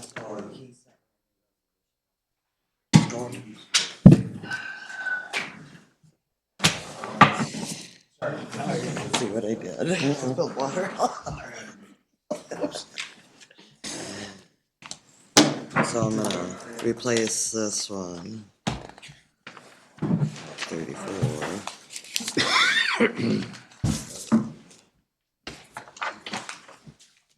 So all this stuff with all these deeds, this developers agreement, just have everything for right now, for Joss and everything. well, so Bob is gonna insert the plan information in that Yeah. and then email them a copy to sign. I need to, once I get on the developers agreement, that may, the signature spaces may all change depending on what what the plans are and how, when we list them. So Jay shouldn't sign this right now? If Jay signs it, we may have to re-sign a different one later. Maybe I can make it all fit by spacing. So go ahead and have him sign it, and if we need to, then we'll re-sign if we have to. But it's, I don't think he's gonna wanna sign it until final copy. right. It's, we don't release it until we get every blank filled in. But if you want to sign it ahead of time, Joan doesn't have to sign it yet.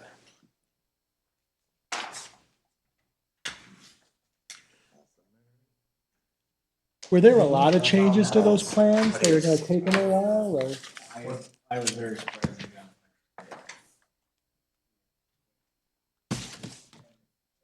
Some of those changes already happened in. Oh, yeah, no.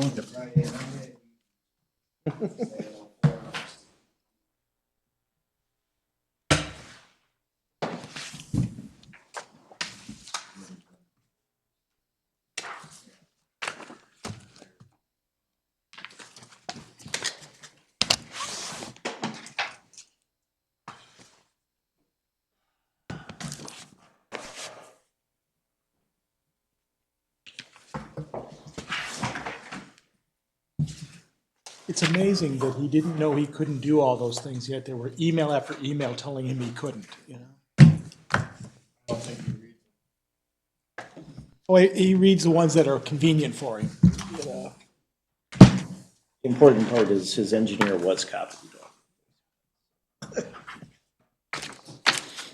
Oh, so what the engineer was copied, okay. I was wondering about that. A little too much THC. Is that all of them? Yep.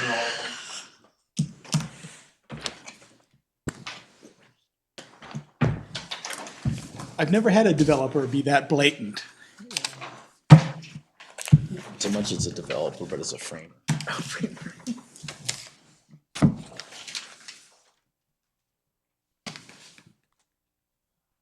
And when it gets slow, he's not afraid to do the siding himself too. At the same time, without pulling a permit. Well, I'm just saying, you know, it's the, if you know the type that do those jobs, things. It's always interesting, because something like this happens, and then you look at the grading agreement that says, well, you can only do grading. But apparently you need to explicitly state, that means you can't do XXXX, or anything beyond grading. And sign in blood, you know? To get the Developing for Dummies book.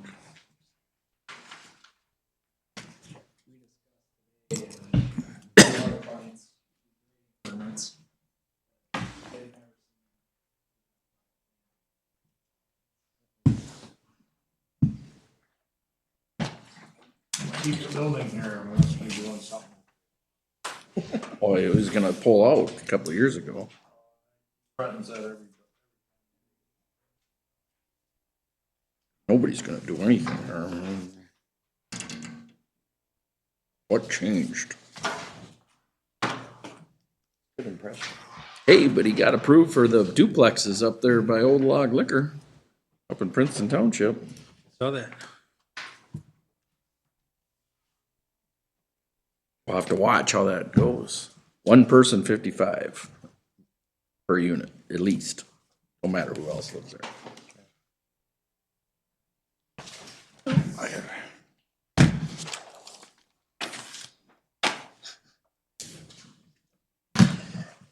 See what I gotta put up with.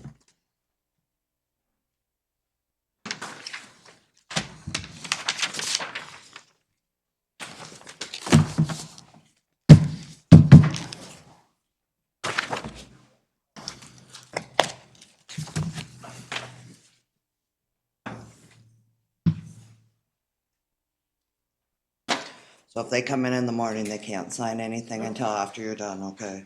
Nope, not until you and I First thing that talk. has to happen is, You gotta get all of his plans updated, get them over to Hawkinson Anderson. Hawkinson Anderson has to approve them. They then have to tell me they're approved. I then will incorporate them into the developer's agreement. And I will then communicate with you, Joan, and everyone else that this is okay to sign now. So chances are of that happening tomorrow is pretty slim. Sounds like there's a lot that needs to happen. No, but I mean, seriously, it's gotta go from him to you to you. I mean, I do have to tell the city council that Dan and Sam and Bob have worked extremely hard on all this. For like, and who was, I think Sam can say that Joss called you continuously, which I don't think that's okay, but. I tried to say thank you in emails.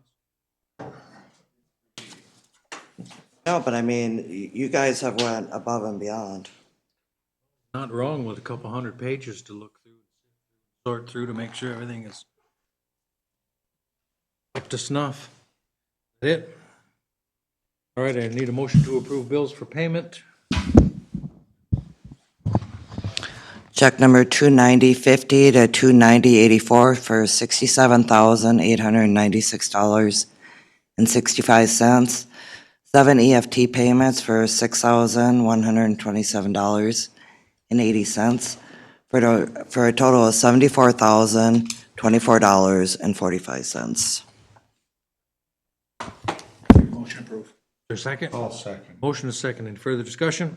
Hearing none, all those in favor, signify by saying aye. Aye. Opposed, the same sign. Motion carries. Need a motion to adjourn. Second. Moved and seconded. Any further discussion? Hearing none. All those in favor signify by saying aye. Aye. Opposed, the same sign. Motion carries. We are adjourned at 10:29. 10:29, Joe. You guys later, have a good Thanksgiving. Yeah. Yes. You going anywhere? Nope. Football playoffs start the 29th season, Good night, Zach. so staying in.